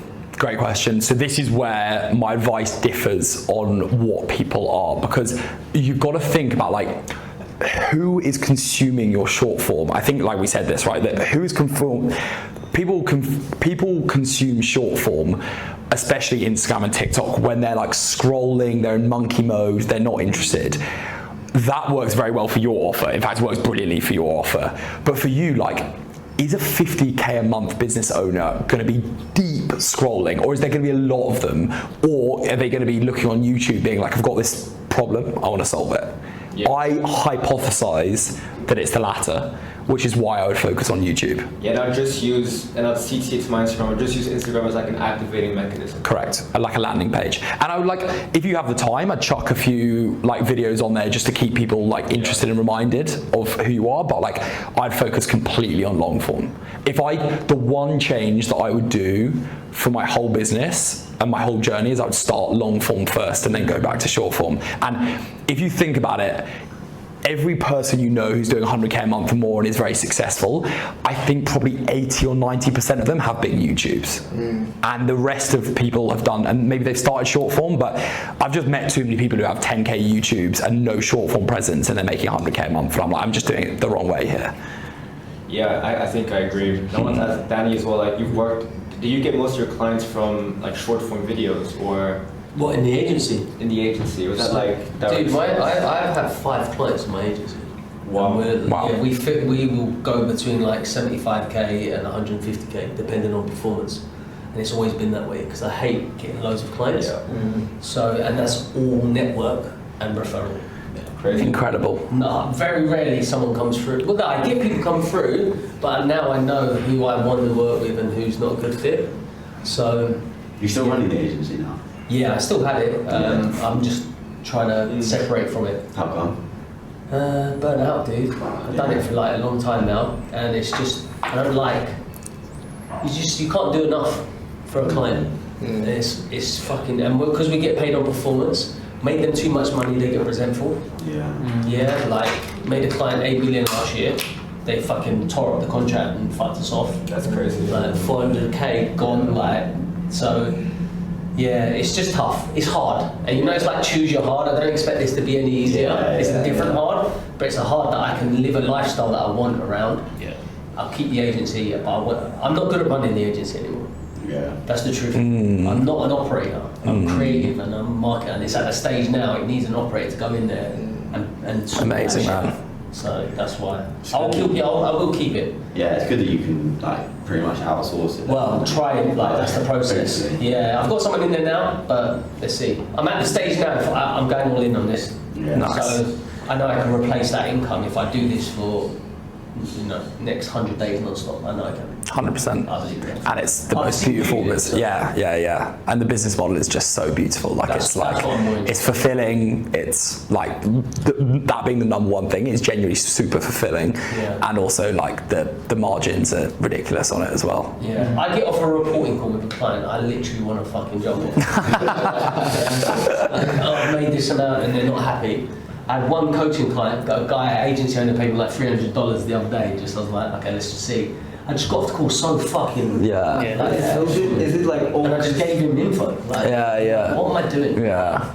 Is it always the case that the agency dynamic, just people aren't satisfied, they just want more? It gets to that point. Yeah. That is just like inevitability. Like clients move on, and same in coaching. Like, people move on. Sometimes they outgrow you. Sometimes you outgrow them. But you're always responsible on the agency side. It's always your fault, no matter what. Constant smoke, basically. Yeah. So that's it. Yeah.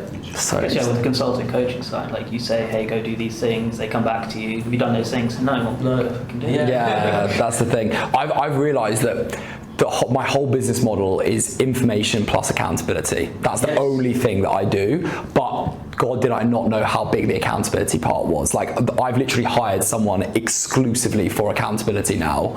because I've realized that that's the only thing. You can give someone information, and unless they act on it, there's no point. That's what I wanted to ask you. Because that's why this model works. Like, it's like the whole PT structure of like, I know I have to eat healthy, I know I have to go to the gym. But do I go and do that? No. Well, if I have a PT, that's then push them and say, right, we're going to meet on this day, we're going to do this, that kind of, People fucking this amount of money. That's the crazy thing about it, though. In the game, then, like, you're more likely to do something, which is why, like, I refuse to kind of give. You give value away for free, but if you can have like coaching calls and consulting calls, you pay for it, and then people are more likely to go and do that and see results for it. Which kind of gives me, on the kind of YouTube question, you've got your Yap videos, your whiteboards, and your mirrors. My highest performing YouTube videos, it's edging on like 1,000 views, so nothing crazy. Nice. But it's a how-to video. Sick. It shows people how to add your metapixel onto your website and track that kind of data. It's doing quite well, and I'm getting more and more views as the months go on, and the impressions, click-through impression rates increasing. A lot of like your videos are strategy type things, those types of things. So how would you ever do how-tos? I think with that, it's just like people that would watch that stuff are like DIY people. They're watching that because they want to learn and do it themselves, whereas you want to attract the people that aren't going to do it themselves, basically. That's true. Bang take. Well, I do want them to do it themselves, but we've done with you, isn't it? So. Because if they're going out their way to actually watch them kind of videos, they're learning on their own. Yeah. Whereas, I don't know, maybe they would want that extra support if they want to go to that next level of it. But 100%. Maybe that hits on your question on how much do you gatekeep? Yes, that's it. That's It's like it's the difference between like a how-to versus like a strategy. It's like how do you share knowledge about like telling them exactly the real source. So.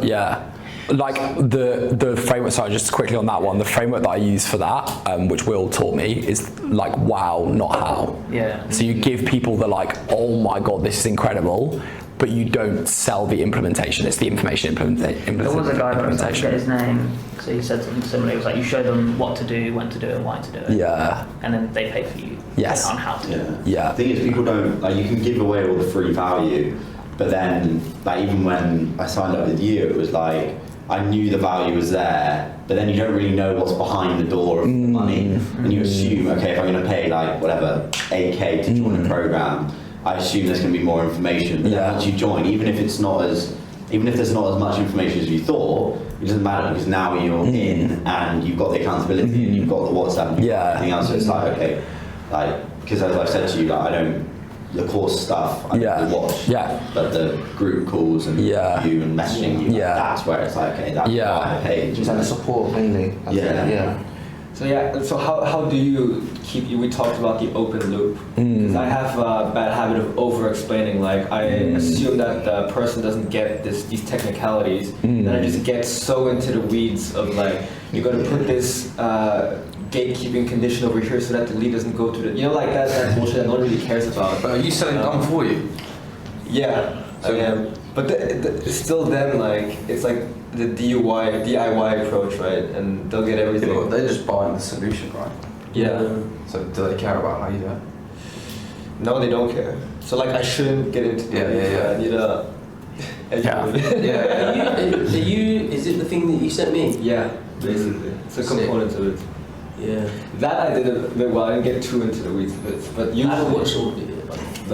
No worries, but like keeping that open loop, right?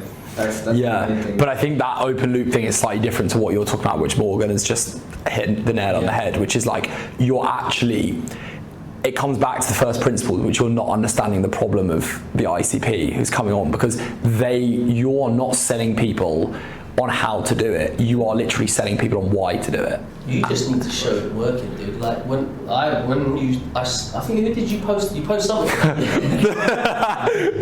This guy. I want one of those. It's cool. Actually, I'm not ready yet. Actually, I'm not ready yet but it made me want it. Just knowing what was it? It was that people getting booked in automatically. The voice note. Yeah. So interesting. That's it. But that's like, if you're selling this is the system or this is what I will build you, then you don't want to show people the building of it, because like, why? Like, they're not in it to build it. If you're selling a done do it yourself offer, that makes sense. But as Morgan said, like, you are showing, oh my God, here is an Instagram where someone went straight through without touching it, screenshot of the system, or like show the system, be like, okay, take someone from this to this to this, this is the system. And then at the end of the video, do you want to build it? Do you want me to build this for you? Okay, Cool. interesting. Yeah, so am I just basically talking about how I'm saving time, how I'm like Give them the vision. They want to see, Yeah. you need them to see, and obviously the benefits of that.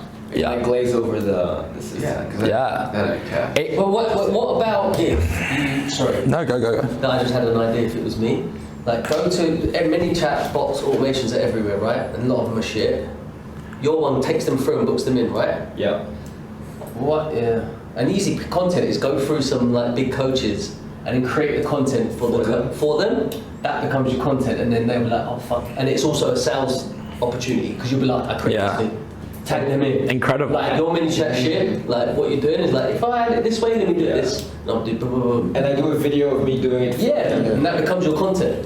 But then it's also a sales pitch. And you VSL them as well into the little. You tag them. It's the same concept as like redesigning the emails and redesigning the thing, but it's like, here's how I'd improve. Yeah, it's the same as that guy that made a sales call, and his like sales method was he would go on closing calls and basically just slate the closer, tell him how shit and then just like basically then offer his services to help. It's a no-brainer. And it's great content. So, yeah, he was on a call with me and I was like, it's just, you probably know him, Jack Orman. Jack Orman. Yeah. I know he's good, mate. He was just telling me about that's his business model. He'll jump on 10 closing calls a day and then just try and reclose them. Funny Jack. He live streams closing. Yeah. He was live streaming on. That was cold. I got worried that I was on one of them the other day because I was like, it was a closing guy. And I was like, am I doing a good job? Is he going to try and reclose me now? Like, kill the dynamic. The thing is with what you were saying though is you kind of do want to show.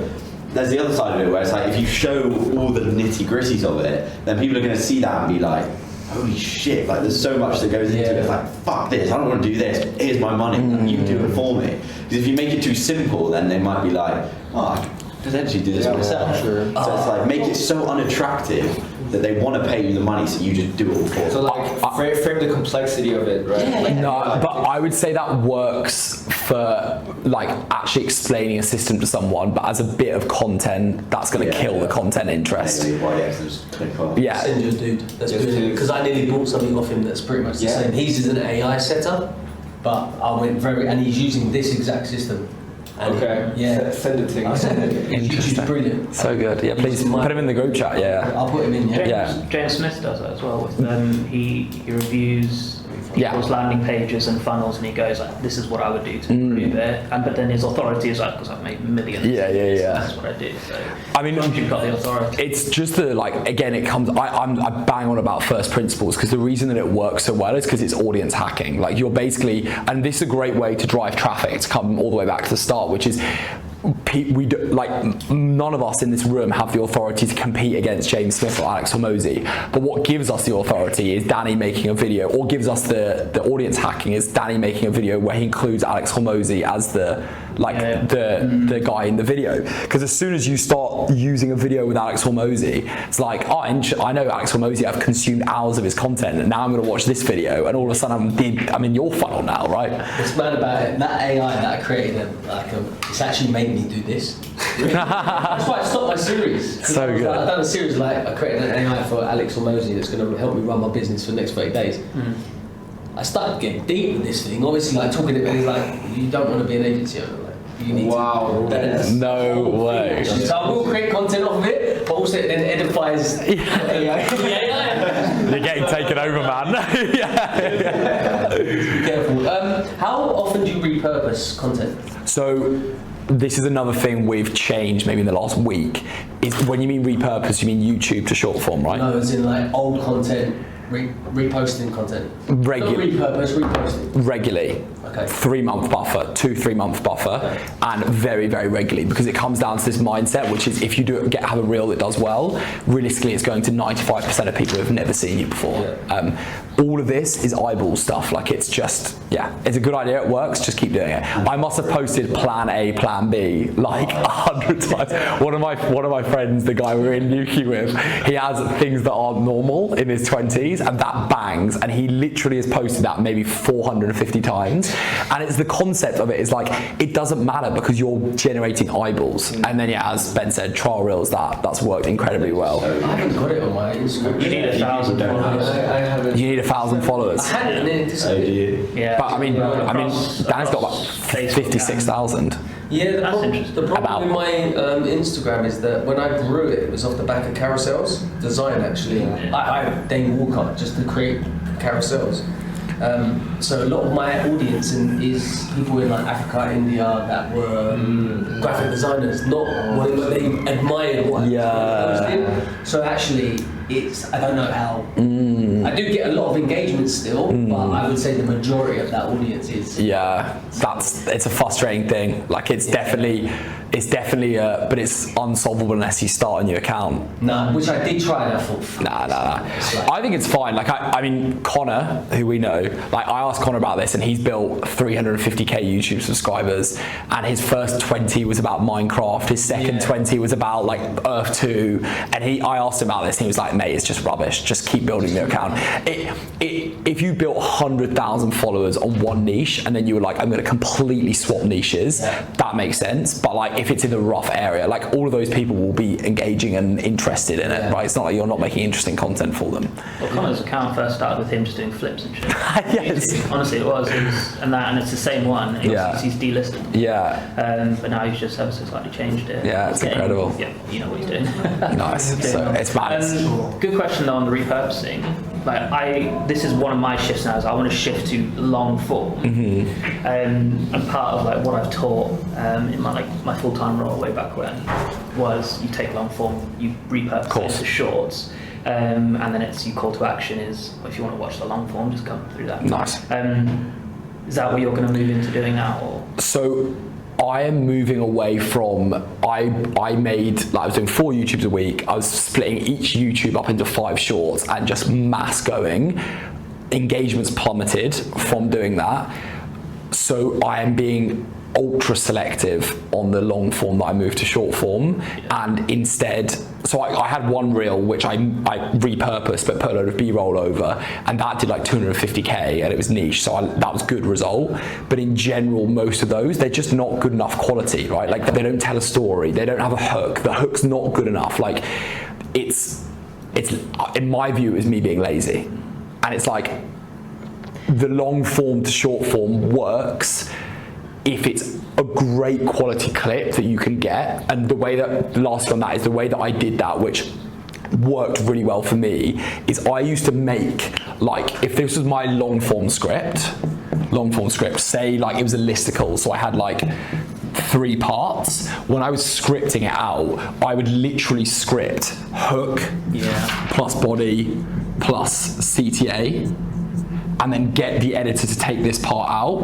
and then just do hook plus body, hook plus body, hook plus body.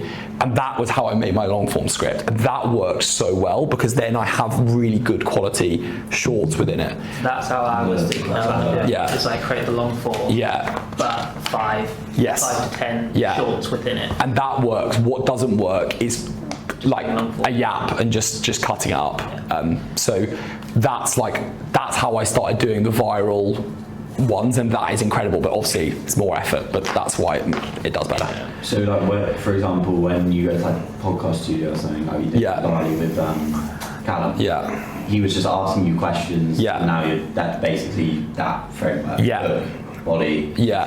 I try. This is like a big muscle that I'm trying to work on. But when I do those podcasts or when I do long forms, it's to try and talk in short form. Like it's so weird, but I will try and like, you've probably seen it. Like I try and deliver a really powerful statement straight away, and then go in like thing, and it like sounds so weird in conversation. But now, like I did a few podcasts just before I left Bali, and I got the clips from them, and they are all perfectly short formed because of like I'm thinking, how can I edit my voice, which is such a it's a muscle that you have to develop. I think since I started posting twice a day the past couple of weeks, I've seen the same, my engagement's gone down a lot. So but then it's balance, right? Because you want to get more posts out, and you don't want the quality to plummet. It's just a case of auditing and going, right, these are just terrible. Like, getting anything, cut them out. Make more of them. Good stuff.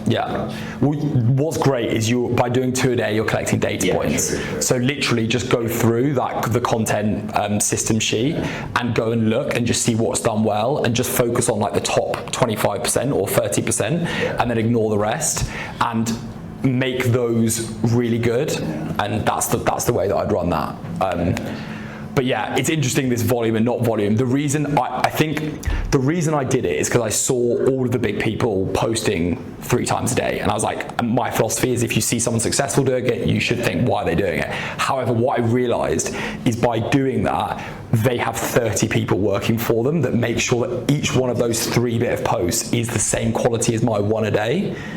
And that was the problem. It's like I was just spouting out shit, basically. Well, Mosey spends 70k a month on his content. It doesn't surprise me, man. It doesn't. And like when we were doing the content course, like I was literally, my full-time job was making like short form scripts. As I said to you, it would take me 6 hours to make a short form, and probably 3 of that was editing. But I literally ideate and script for 3 hours. So like, that's the skill that has been developed from that then allows you to speak in this and make YouTubes like this. This is a bit off topic, but what's your reason for doing podcasts? Like, what is great question. What's the goal? The goal is... Do these podcasts get a lot of traffic that you go on? So the goal is twofold. The goal is actually threefold. Credibility and authority. Like just the fact that someone has me on their podcast turns me from online scammer to someone who's someone... Does it matter who that person is? Yes. It does. Yes. But the people you go on the podcast with, do they have to be of a certain caliber for you to even... really? Not the ones that I've done, maybe 5 recently, and the ones that are all my friends, like people I knew out in Bali. The caliber is like, do I just think that being attached to their name is going to be negative? Like, why bother going on someone who's like negative? So I say that's first reason is that. Second reason is great for authority scripts. For some reason on short forms, like when you've got a mic in front of you and someone's interviewing you, you match like people are immediately like fair play. And then the third is like the second is for scripts, and then the third is like time saved with content creation. So there's no actual benefit in terms of you're not looking to get anything out of that. That podcast, per se. If you post, what I find a lot of people doing now is they're posting and like linking their accounts together, so you get their reach and your reach. It's a part of awareness. Well, I think that's literally what I do it for. Is that first piece is like, if someone sees me on a podcast, then immediately they have an option to build long form trust with me and listen to me. And I've had people who say that they listened to me on another podcast and that's why they're here, because they first saw me on that. It's someone else posting about you, so you get a whole fresh set of eyeballs on you. So I think the reason, and like again, maybe the fourth reason is all of the big people are doing it. So it's like, why would I not be doing it? Like everyone you see right now is jumping on podcasts. So it's like, maybe it's gone, but at the same time, it's such a popular thing to do. It's like, okay, why is Alex Hormozy jumping on 2 podcasts a week? Probably something worth looking into. Yeah, it's like the whole 7-hour thing. Like if someone's got an opportunity to watch you for a whole hour, it's like, that's a 7th done. Or they only need to watch you a bit more before exactly. And fun fact, I actually have a podcast which has done like 65 episodes myself that we do weekly, and that's part of the top of my funnel. Like I don't drive anyone there from my audience because I don't think the quality is quite there yet, but like I definitely have people who listen to that. We get like 100, 200 views an episode, and that definitely helps build like credibility on that. Where is it? Where is the podcast? It's called The Path Less Chosen. It's like Apple, iTunes, YouTube, and we do that. Just another array, and like I've completely outsourced all of the work apart from just sitting on the podcast. So it's like an hour a week, and it's pretty fun. It's with one of my mates, so we do that. It's with someone. 100%, and like I don't want any effort into it, so I've got like VAs and all of that sorting the whole thing. One of the people I used to work for as a closer, it was like an Amazon coaching offer, and there's 3 founders, and 2 of them went on a podcast with a company it's called Helium 10. It basically like all Amazon sellers use it. So they went on the podcast with the owner, and then literally so much credibility straight away because they're then linked with these people who everyone uses, everyone trusts them, and they got shit tons of people come through and buy that. They have like their record month just because they're on a podcast with these people. I think that's like undervalued. That my old sales coach who I signed up with, he did like a joint sort of venture with a guy who sold trading coaching. And basically the whole deal was the guy would say, right, trading's great, you can make lots of money from it, but you need consistent income. Sales is a great way to do that. This is my mate Connor. Class. They would go in through the funnel. Connor would give him like 15%. Genius. And he got like a shit ton of people coming through that funnel. Genius. And it's like, fuck, it's the whole trust thing. Everyone trusts, this guy was called Dan, the trader. Everyone trusts Dan. So if Dan then goes, right, this is my mate Connor, everyone trusts him. Like I said, you're literally getting all of those warm leads planted into your lap. So it's like just thinking about it that way is more funnels, more trust.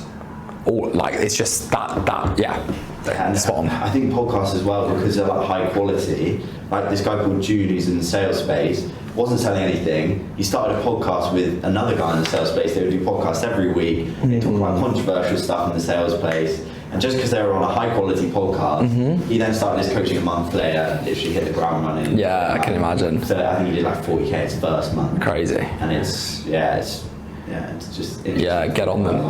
I mean, you can employ people to start getting you on podcasts. Like it's we get approached all the time by like podcast agents, all that sort of thing. But I mean, you and Harry did one together, which is interesting. Like just a with I did one in Bali in that like villa, and that works so well as well. Yeah, literally and also from the viewer's perspective, when you see a thumbnail, it's like 4K camera, super well designed background and studio design. It doesn't matter what you're saying, it just looks professional straight away. And back in the day, I remember there was a trend on TikTok and Instagram where people would do fake podcasts. They would sit on a studio and just talk to themselves. Somebody was there. And those videos were just going viral because you're not alone in the room being a guru trying to yap to somebody. You're just having a conversation. It's just like something psychological to it that adds so much more authority. Yeah. So let's all just sit in the room. So funny, isn't it? So good. Okay, cool. Well, I'm sure we've been banging on for about 2 hours now. So why don't we take a pause and then we can, lunch is ready. Why don't we pause, then straight too long of a story sequence, it kills the retention. So I've been doing like maybe 15 slide story sequences, too long. The best ones, to be honest, that have worked are just 1 or 2 at most. What's your kind of like routine with it? Because you do them religiously every day. Like, what's your structure? I see it as a content thing. I like because the stories have their own algorithm, like so as posts. So I see it as another form of content.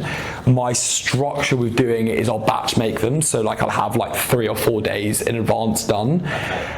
I've tried to SOP it and so I found my most viewed one is when I put my earnings and me riding on a motorbike on a Monday. So I do the same thing, spaghetti theory with my stories. I'm like, this works really well. I'm gonna put this on. Like, so riding on a motorbike works really well. I just work out what works and gets a lot of views, and then I'm just posting that.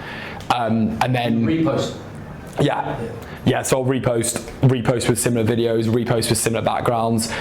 Visually appealing ones, so like whenever I'm in a nice place I'm just taking photos and then just using that as the background. That always works nicely.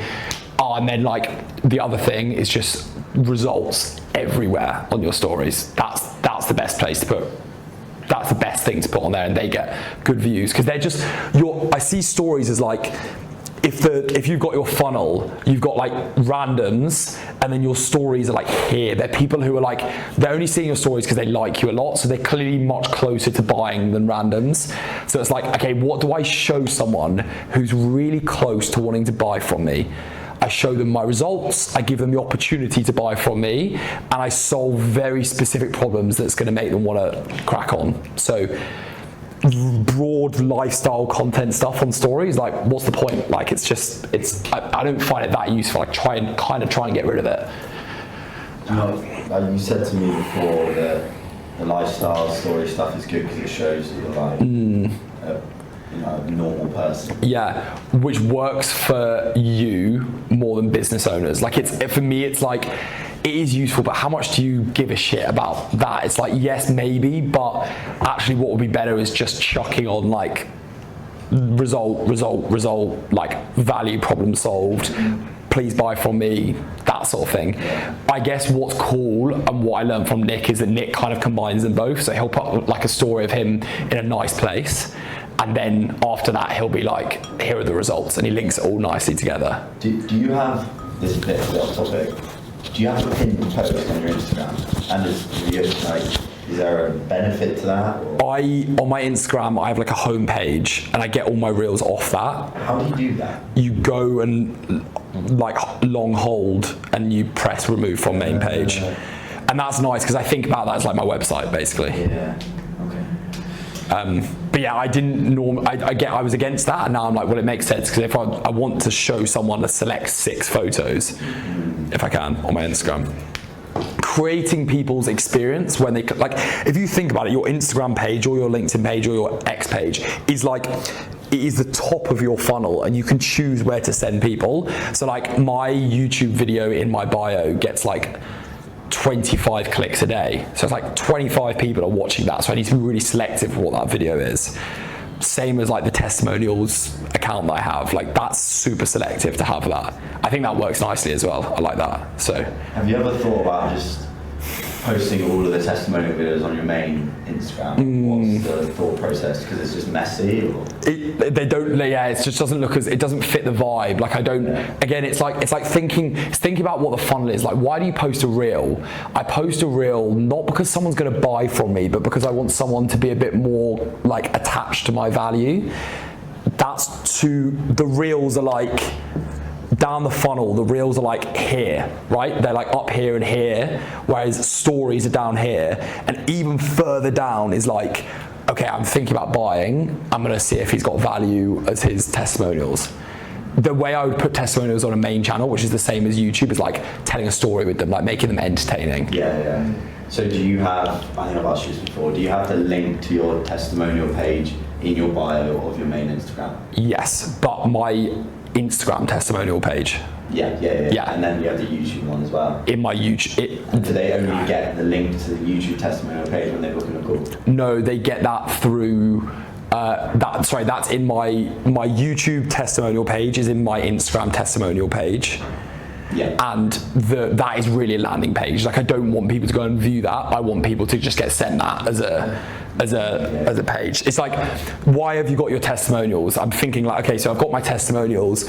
I don't want people, I would prefer someone to go and watch a 20-minute video about how to scale your online offer and then get sent my testimonials later down the line, because why are they looking at my Instagram? They're not thinking, should I buy from this person, as much as they're thinking, I just want more value. No science to it, but I can just say the way that I've done it. You just see what other people are doing. Yeah, the science is like, just, I always think like first principles. What is the like sensible thing here? If someone first clicks on my Instagram page, they're unlikely to want to go like straight into my sales process. They're more likely to want to build up more trust. So I put all the kind of trust posts at the start. They're like, does that build trust though anyway? Like if you had like 2 pinned posts, like, I don't know, one of your clients like, so I was like, I'm going to make I just think I'm thinking more. I mean, I don't think it's like a yes or no answer. I think it does make sense. But what do I want someone who views my profile for the first time to think? I want them to think, this guy is sound, this guy has value, this guy lives a cool life. That's what I create my photos as. And as they consume more of me, they're like, okay, this guy might be able to actually help me.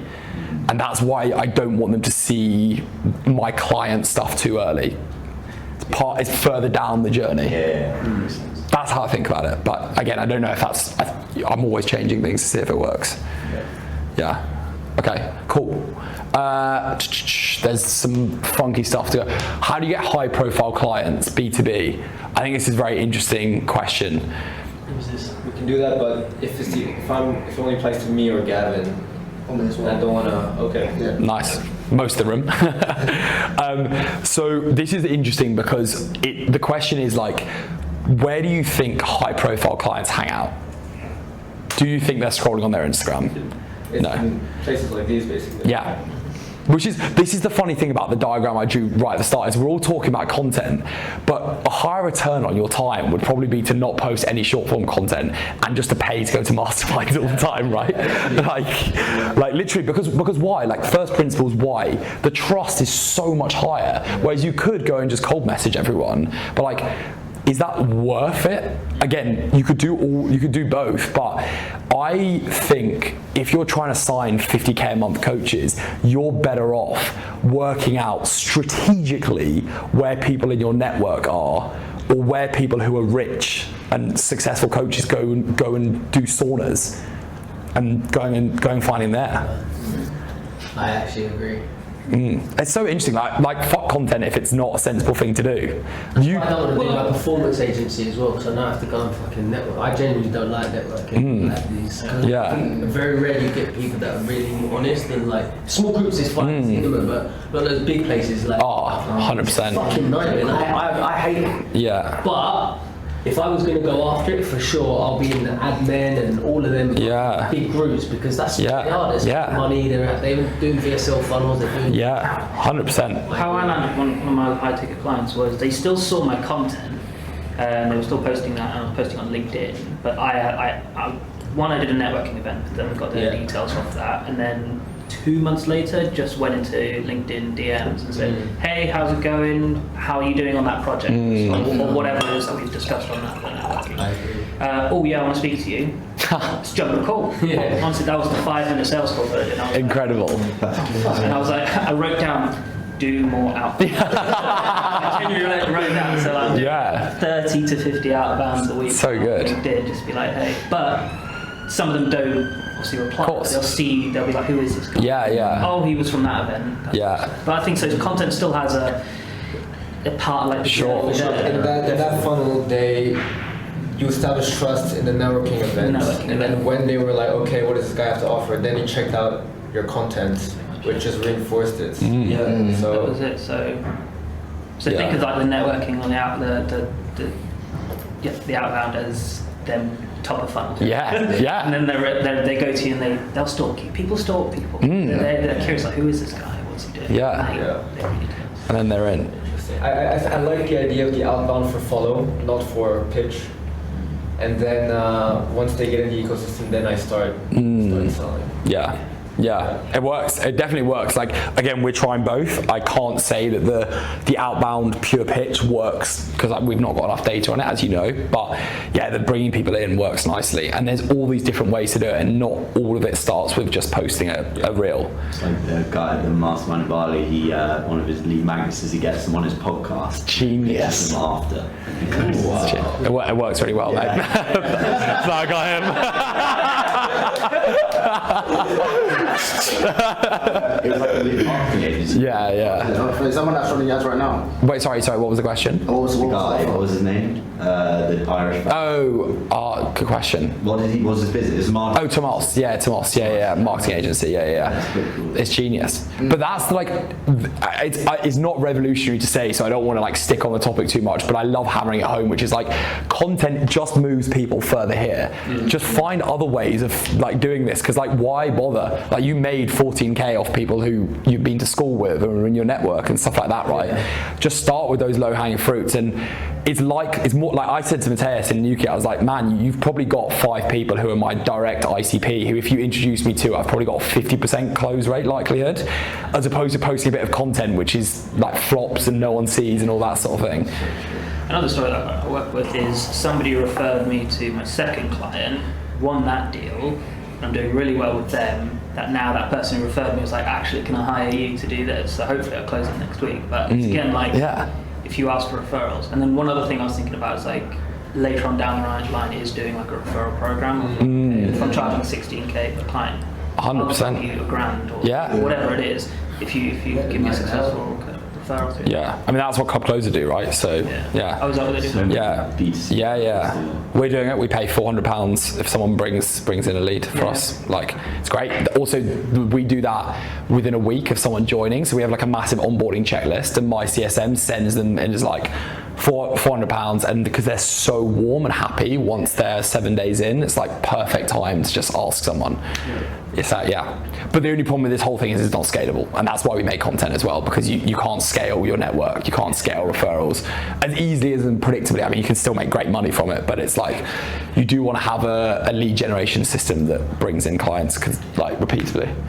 Sweet. All those pyramid scheme guys. Yeah, so many of these guys. Oh my god. What, they're at like an event today where they're all just like praising money. They say a pyramid scheme. They just keep. What is this? Well, they keep booking in. They keep booking guys. Keep speaking to them. Yeah. What is it? It's like a learn to trade. Thing. But then they get paid. Like one of the guys is getting making that $7,000 a month from people being in his network that he's introduced to this thing that they're paying £200 a month. It's all the traders that like HS, Sticky Swiss, whatever his name is. They all get paid because people will deposit money into this trading forum, and if they put into more than 200 quid, then HS will get like $2,000, and that's how they make money. It's ridiculous, man. Yeah, they have like levels. They're like, it's a Grandmaster. The Platinum Master. I know that guy. That's what gives like the whole thing a bad name, is because people have worked out can make money from it, and that's the problem. Yeah. Anyway, we're all legit, right? So that's good. Love it. Okay, cool. Messaging. I think this is quite a big topic. I reckon we'll roll for 10 minutes, just give people attention on this. If there's anything else that you haven't got problem solved, I'll go a few more minutes on this and then make sure you got all your questions solved. Messaging, value versus lifestyle. I was berated by Jamie and Matt, the guys that I live with in Bali. Jamie, obviously very successful on YouTube, and Matt is his videographer, to do lifestyle stuff. And I was like, no, I'm doing whiteboard, I'm doing value. Unfortunately, like lifestyle is just so important. Like I've come to see it, and I hate it, but I just can't escape the fact that people buy from people, and people want to see what your takes are. And if you can make vlog content that is actually useful as well, then people will smash that. So yeah, value versus lifestyle. I still like to give value because I want someone as the opposite to some people we know. Like I don't want people to feel like I'm selling them on the dream of a Lamborghini as opposed to actually selling them that I have the solution. But there's so many people giving out the same advice out there that it's like, what is your actual difference? Your difference is your lifestyle. So I like that. ICP stories, YouTube consulting. I've got loads of questions, so go far away. Sure. All right, cool. So I've obviously trying to still sneakily do an agency, and you said that's not a consultant, it's an agency. So how does that even fucking work? Do I have course modules for each stage? They just go through it. If I haven't got the course modules all lined up. Yeah, lovely. My favourite topic. So do not make a course before all you are selling. The way that I think about it is like you start at point number one, which is you sell your time. So literally what you're selling is you're literally just selling, okay, I am Danny, I'm experienced in this, you get access to my WhatsApp, I'm going to help you with everything. You just have maybe a few light touch resources, but apart from that it's like just time. And then what you do is you build a resources list which you create using what your clients come to you and have problems with. So you will find that you repeat yourself over and over and over and over again about certain things. So for me, it was like how to find your ICP. So one of the first documents I made was like an ICP list, and then like a ChatGPT prompt that allows people to find that. So you just build up these resources, and over time you build resource after resource after resource that's incredibly useful. And then what you'll then find is you then find that you can make a course from that, because the resources are like the done, like people can do them themselves, but the course is like you'll just find yourself repeating information over and over again. So this is like actions, this is information. So you're like, okay, information over and over again. This is the best way to create a short form video. This is the best way to do outbound for marketing. That's like the fourth part, and then that's the third part, and the fourth part is hiring. So then when you find yourself doing action after action after action again, then you hire someone to do it for you. How would I, so I'll say I bring someone on, am I just doing one-to-one for the beginning? and you don't put them into a group or like free or like how would you? I'm biased to just starting, so I would just say the best way for you to build it is just bring someone in one-to-one, and then when you add more people in, just be like, yeah, there's going to be group coaching calls as well. Cool. But all people are buying is the access to your brain, and as long as you charge high enough, you'll feel it's worth your time. So what I was going to do, my offer, and I might be trying to cover two bases. Obviously the ICP and offer part, that's a no-brainer, because a lot of people just don't package it up. Right? Yeah. But the biggest thing is like I don't think people tell their stories well. Nice. Any founder. So I've created an AI that does like it mines all of their best stories, attaches it to the ICP, and then they can script their content. What I was going to do was create a custom GPT for them. Nice. So they've got content ideas for days based on that. But I'm just going to now show them how to create that. Yeah, great. But okay, so we're getting like into the layers here, right? Yeah. So you have agency owner, you have want to be agency owner who is coming to Danny to start his agency. Yeah. What you are doing with that content is you are teaching them lead generation for their agency. Yes. That is stage 4 of them starting their agency, right? But I don't know if I want to go with starter uppers. I think the ones that I would get the most out of, the ones that started to get traction, they've got a core foundation. They want to go from 10 to 50k. And how do they do that? More leads. Yeah. More leads, ultimately. Yeah. Which comes from content.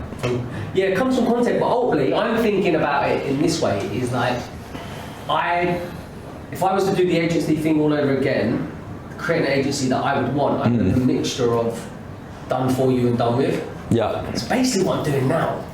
Yes, but you need to separate all that below you and just think, what is the problem that the ICP agency owner has right now? Not enough leads and clients. And how do they get that? Content. Okay, perfect. So you are teaching how to grow your agency offer with organic content. Yeah. That's your offer. And so the problem is they can't grow the problem is they can't grow their marketing agency. The solution is, you could say the solution is outbound. You could say the solution is ads. You could say the solution is this, and you're saying content. This is Danny's theory of how to grow. Well, I think you should use both. Content and fine. So that's your unique mechanism. Yeah. Is the combination of that. This is my unique mechanism. Got it. Okay, got it. But you need to think specific. Mine is anyone who has a high value skill, they use this and they can make money with a service-based business. Yours is, you have an agency business, you combine ads and content, and you are going to make 50k a month. Yeah. Does that make sense? No, it does. Nice. Yeah, see how cool. Okay, cool. Anyone else? Because I will. Yeah, you mentioned about pricing. So I'm selling mine as for $3,000. Yeah. Yeah. Triple it, like genuinely. I mean, how? What's it? 3k per month or 3k total? So 3k in total. Jesus. So it's about 3 months worth of like. Yeah. First of all, implementing, getting your systems in the right place, and then they have access to me. Yeah. I've set it up for like access to the community type thing for 12 months. Nice. For that first like 3 month sprint. Okay. 3K. So they pay 3k and then that's it. They have to pay more to be part of the community. Or? So 3k for 12 months, and then afterwards I would, there's other ways I'm trying to monetize that. So it's like $250 a month. Yeah. And how much money do you think they can make from it? 15 to 20 in 30 days. It's pretty big difference. Yeah, that's fair. I would say, I mean, look, my offer's pretty similar to yours, and I'm charging 8.5k, and like the bit, dollars, and I'm going to keep increasing that because I'm starting to get less and less objections again. So I think that's where I'm starting as like, because I haven't got any of those clients yet. Yeah. Is use them as my case study group. Yes. And then like month after month. Yeah. Intake after intake. I'm on board with it. It just 5 to 6. It just feels like 16k and 3k. Yeah. Such a big difference. Like I would just feel like I was getting fobbed off onto the shit offer. Yeah. Okay, that's fair. I don't know. Do people resonate? Like, is it like 316 to 3? I thought I was like, it's a big gap. Yeah. See these type of guys that they don't want to. So the 16k is what? It's converting dollars to pounds. So it's £3,500 a month, which is about 12,000 something, which is $16,000. That's 3 months of me doing it for you. So maybe if I then... You would 2 closes or more for that offer? Yeah. You'll have 3 next week. Which is cool, right? But from most people I know, they make most of the money from the 3K offer that you have. Yeah. So, and that's more scalable, right? Because at some point you're going to have to hire people for the other one. So this one is great. I mean, again, we're solving a problem we don't have yet, which is like, I would talk about your price being good or bad, depending if people just flat no and say 3K. But like, I don't know, I think the authority that 16K gives you, it's like, if you're helping 2 or 3 people at 16K, then you should be at least charging 5K. Yeah. There's a reason that, like, these people, do they want to do it themselves? Well, yeah, because they want to build their businesses. But they want someone else to come and build the business. So the idea is, So they want to I want to graduate learn them. and implement. So I want to hit people like that early on in their journey to teach them the systems, because they can't afford 16K, they're not ready for that. And then the people that are getting my 16K deal now, they've either got some funding externally, they've got budget for their marketing. So I do a fractional CMO thing, but I want to graduate them into that eventually. But that 16K, like, I won't be running that in the future. Okay. That'll be, the idea is I'll keep doing that. Is that not 2 very different target, like, ICP for both of those offers? It's the same ICP, just different timings in their journey. So call it like 1 to 2 years later, that's when they'll be like, okay, I'm not doing this on my own anymore. So it's almost like hiring pieces. Yeah. Somebody to do it. Yeah. I think it works. Like, I just think... don't get me wrong, I've asked myself that question. I'm like, wait a minute, is this just 2 different businesses, 2 different offers? I mean, as long as the only variable that changes is time, then that's fine. Because, well, I mean, their problems do change a little bit, but in general, you're helping with the same thing. It's just where they come at you in terms of their problem set. But I think, again, it's so hard to hypothesize because we don't have data. Like, I just need to know if people are coming through and saying no, and that's the biggest problem. And that's what, so it's the traffic thing. Yeah. I need people in to tell me no. Yeah, which is great, right? And that's the only way that I work out my pricing, is like, I just literally increase it as soon as my closing rate gets too high. Yeah. And that's the way that I run with it. But the 3K in my head is like a beginner get into, like, that's a real beginner offer. That's like man, if you're the value you're providing for 3K for 12 months, like, that is so cheap. Yeah. How long is your site? 6 months. And I could reduce the timing on mine. I think I could put it at 4 months and it wouldn't change that much. Yeah. And if someone's gonna make 15K from it, it's like 3K, it's like, and that's 15K within the time span they work with you. Like, I always think, like, people are gonna make, I mean, you know, you both have made 15-20K from working with me, and you both invested like a quarter of that. Like, that's the kind of feeling you want, right? Yeah. Do you let them pay monthly? I hate doing it, but like, obviously split it helps. Yeah. But it helps people get in. But people who just pay more get better results. Yeah. A mini sales calls. Yeah. Just I normally take it straight and forward. That's why. Just Rate from 100%. Stripe links after. Processing fees. Yeah, but it's true, right? Like, it's a good place to build trust. So it's another thing. But yeah, that's I'm trying to think if there's anything more on that. Pricing's funny, man. Like, we've like played around with pricing. I just think you've got to believe.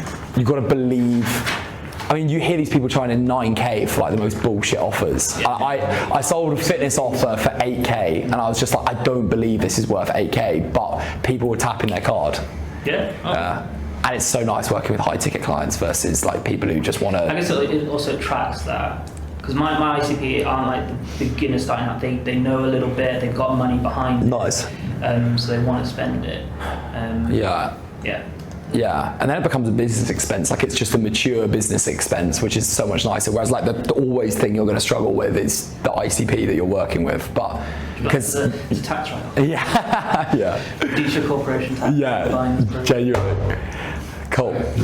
Smashed. Any other questions? Has everyone, a good way to look at this, has everyone got their sheet solved? This is what I want to make sure that no one has a single question left on the sheet. I have one more actually. Far away. 1 and 4 are kind of the same. It's kind of just about, like, I don't know if I missed it, about hiring. Yeah. Like, it's a weird one. I'm trying to, like, say it in a way that makes sense. So basically, I know I need to, and I'm going to do it, but like, I just want to know the thought process behind, I guess, when you start doing it. Like, I know for me to get to the next level, I need to hire, but do I wait till I get to the next level and hire, or for me to get to the next level, do I need to hire? Does that make sense? It's chicken and egg, right? It's very hard. It's very hard. I'm always very growth focused, so I'm like, as long as you feel like you have stable income coming in, then it really is worth it. Yeah. Especially when the way that I think about hiring, like, so I got 4 people on, 3.5, 4 on now. Every time I'm just thinking, like, what are my to-do lists? What am I doing right now? And what can I not be doing, and what can someone else do? So I literally had this whiteboard, which I put in one of the course documents, which is like everything I had to do about 3 months ago. And then I just went through and I went, I need to do this, I don't need to do this, I don't need to do this, and then just created job descriptions for people. Yeah. And that was the way that I did it. But I mean, for you, man, like, if you're telling me you're working way too much in your business, not on your business, then that's a big hiring thing. What are the things that you're currently doing in your business? It's just like creative strategy, which is basically come up with concepts for brands, like doing research for using AI, and then come up with the concepts, and then design all the ads as well. You design all the ads yourself? Design everything, yeah. And then content as well. I'm not posting, I need to. Just already from saying that. The best bit of advice I've got about hiring, and I've got 15 people work for me now. Sick. I mean, it's not, it's fucking hell. It's the best bit of advice I got from a guy that, like, done well from agency and sold his agency for a lot of money was, don't see it as like a forever thing. Like, see it as like a 3 month. Can you pay that salary for that person for 3 months? If you can, do it without a shadow of a doubt. Cool. If you feel like it's too risky to get someone full time, just get a contractor. Yeah. Or do project. Yeah. Yeah. Definitely hire. Like, I know. I need to, like, I don't know. I'm a bit of I think as a designer, I'm kind of something that I'm passionate about. I'm like, I kind of like spend a lot of time kind of perfecting my craft and everything like that. I'm like, oh, someone will be better than me or not? I'm like, you know what? They're not actually better than me. There's something 85% out there, and I can just like polish it up for it. Because if I can just do the polishing, what I found more recently is some people say, like, hire someone better than you. It's really hard to find really good people, right? So I found actually not trying to hire people. I hire interns now and skill them up. So I look for attitude, and I look for commitment, and I look for, like, curiosity. Yeah. And then I plug them into someone that can skill them up. Doesn't always work, but I found that I paid a media buyer like 80 grand. Is fucking dog shit. Like, honestly, like, the biggest amount of money I've wasted, and then I found someone at Upwork in the Philippines, hungry as fuck, just want to learn, plug them into a course, and they're off to the races. Yeah. So cool. That's your I know a guy, his entire business model is to connect, like, North African and, like, designers and developers from third world countries to Western companies. Oh shit, that's dope. Yeah, and the thing is, like, here, to us, like, we're rather small businesses compared to, like, the massive corporations here. But in those countries, if you have, like, an LTD, being able to put their name to that LTD is a massive thing. So like, we're working with the Beninese design school in Benin, and we took students as interns, and that was, you know how when you go to uni you have to do like an internship. That was their and we had to write like a letter like validating their internship. Damn, they were sick. I think I might get some Nigerians actually, because like I imagine myself would be a lot cheaper as well, and a lot of them are like hungry as well. So 100%. Yeah. Really? Yeah. So I used to, in the carousel days, there's some great designers. Yeah, someone should do that. And intern them. Intern them. Can I find interns on Upwork then, or should I find somewhere? So we were lucky because my co-founder at the time worked in Ivory Coast, so he had connections there. Yeah. But you could contact the schools directly. Like, I can pass you his WhatsApp. Yeah, if you can actually. Yeah, great. Thank you. That's nice. Because Upwork is is okay, but I've had more worse than bad. Yeah, I've heard The crazy thing I think about hiring is exactly like acquiring leads. Yeah. In the same way, you want to use people you trust, people through referrals, people through networks, as opposed to complete random people off the internet. Because the qualification is crazy. Do a LinkedIn post with designer. Yeah. I would say definitely do that. And then shout actually, yeah. LinkedIn and LinkedIn, job I would do post. job and a post because people will tag in other designers. Yeah. And then I use Video Ask, which is like Typeform. Videos, okay. So I'd have to record like a video. And they have to answer questions. But for yours, it would just like send me your portfolio. Yeah, I think or like, and then maybe like do a task or something. Create a brief, get a brief and send it to like 20 designers, you'll get one. Yeah, I think that's like top priority now. I think even tonight or tomorrow, I'm gonna just get why not? sorted out. Yeah. Like, it's been, that's why you mentioned to me I could not do YouTube a lot, and I'm like, oh, blah, blah, like, I quit my job, 'cause I thought I had no time because of my job. Quit my job now, and I still have no time. I'm like, nah, she's actually better. I just feel like a freelancer myself. Yeah. I feel like I need to hire, like, just freelancers to them, just kind of like manage them basically. Yeah. Just go from there. 100%, man. 100%. But it's a game changer. Yeah, once. I'm like, okay, I'm in the game now. Yeah, just slowly remove yourself from all parts of the business. That's what you've done, and that's what. Yeah, I guess the good thing is that I've now learned a lot about making ads and my whole process and everything like that. Great. Now at least know what I'm talking about. Yeah, and I can manage something. Exactly. So. Lovely. Last one for me. So obviously I've gone through a few transitions on terms of content and stuff, what I'm doing. How would you launch it if you was me? Like, because I feel like I don't care that big thing. I've changed so many times in my life. I do care a little bit, because that's why I'm asking. But how would you launch it, this offer? It feels weird just going like, bang, this is the thing. Just like slow launch it through your network. So the best way that I found to launch offers are to work through that trust system that we spoke about. So as opposed to putting it straight onto a story, just being like, do you know anyone right now who keeps messaging you on Instagram who's like, how the hell do you start this offer? How do I do that? And just message them and just be like, do you want to jump on a call? So just loads of conversations start. Yeah, just keep bringing those up and keep starting with those. Almost the last way to start an offer is to put a story up. Yeah. The first way is just like, you'll have people who come to mind straight away who are constantly badgering you, asking for questions, and just be like, look, like, I'm happy to help you for free, but if you want a full mentorship and program, let's rock and roll, let's have a chat. And the easiest way to move offers is just to go for the people that have prompted you to start this offer in the first place. Yeah, fair. And then to give you a step-by-step, I then try them out. If you get leads there, you take them in, then try referrals for those leads, and then go through your network, and then like a story is going to be the best way to do it. But it depends. Are you asking because you don't want to publicly talk about it yet? I don't know. Yeah, I don't know how to. I don't mind talking about it. It feels weird. The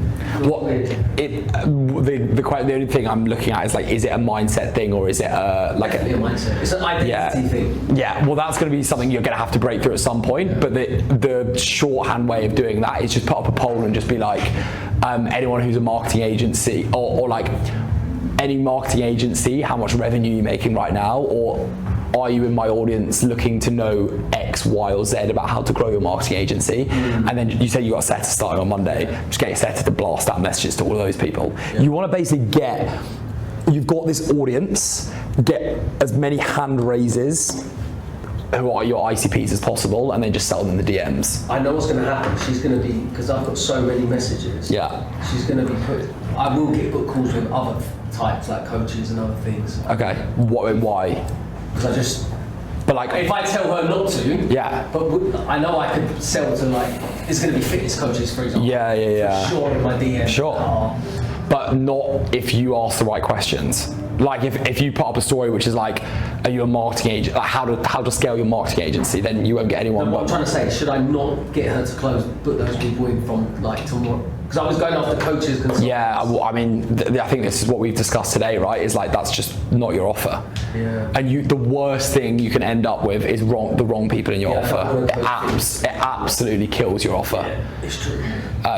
Yeah, absolutely, and that's the same with any clients. Like, it absolutely ruins your offer, especially if you're doing group coaching. Even if you're doing one-to-one, but if you start doing group coaching, like, you know, already now there's a bit of a difference in my community, and like there's like beginners and then there's like full people who have got like big following making big money, and I'm closing that gap because you don't want. What one do you want to go after? Well, I just teach backwards, right? So everything I'm teaching is now someone how to get to 30k. So it's like I can still teach beginners, and I happily take on beginners, but I'm trying to segment the community a little bit to make sure that there's value for both.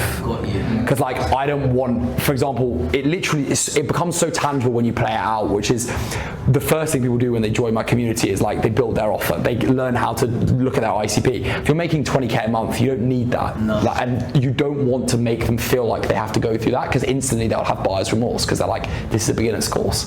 That's why ICP is so important, because otherwise you just fuck every part of the journey. Yeah. So if there's one thing to take away is know your ICP. Sweet. Okay, any other questions? Anything else? Everyone got their answer solved? Yeah, that last one helps a lot, so thank you. Cool. Sweet. Well, good, mate. Good shit. Thank you very much, guys. Appreciate it. That's good. Thank you.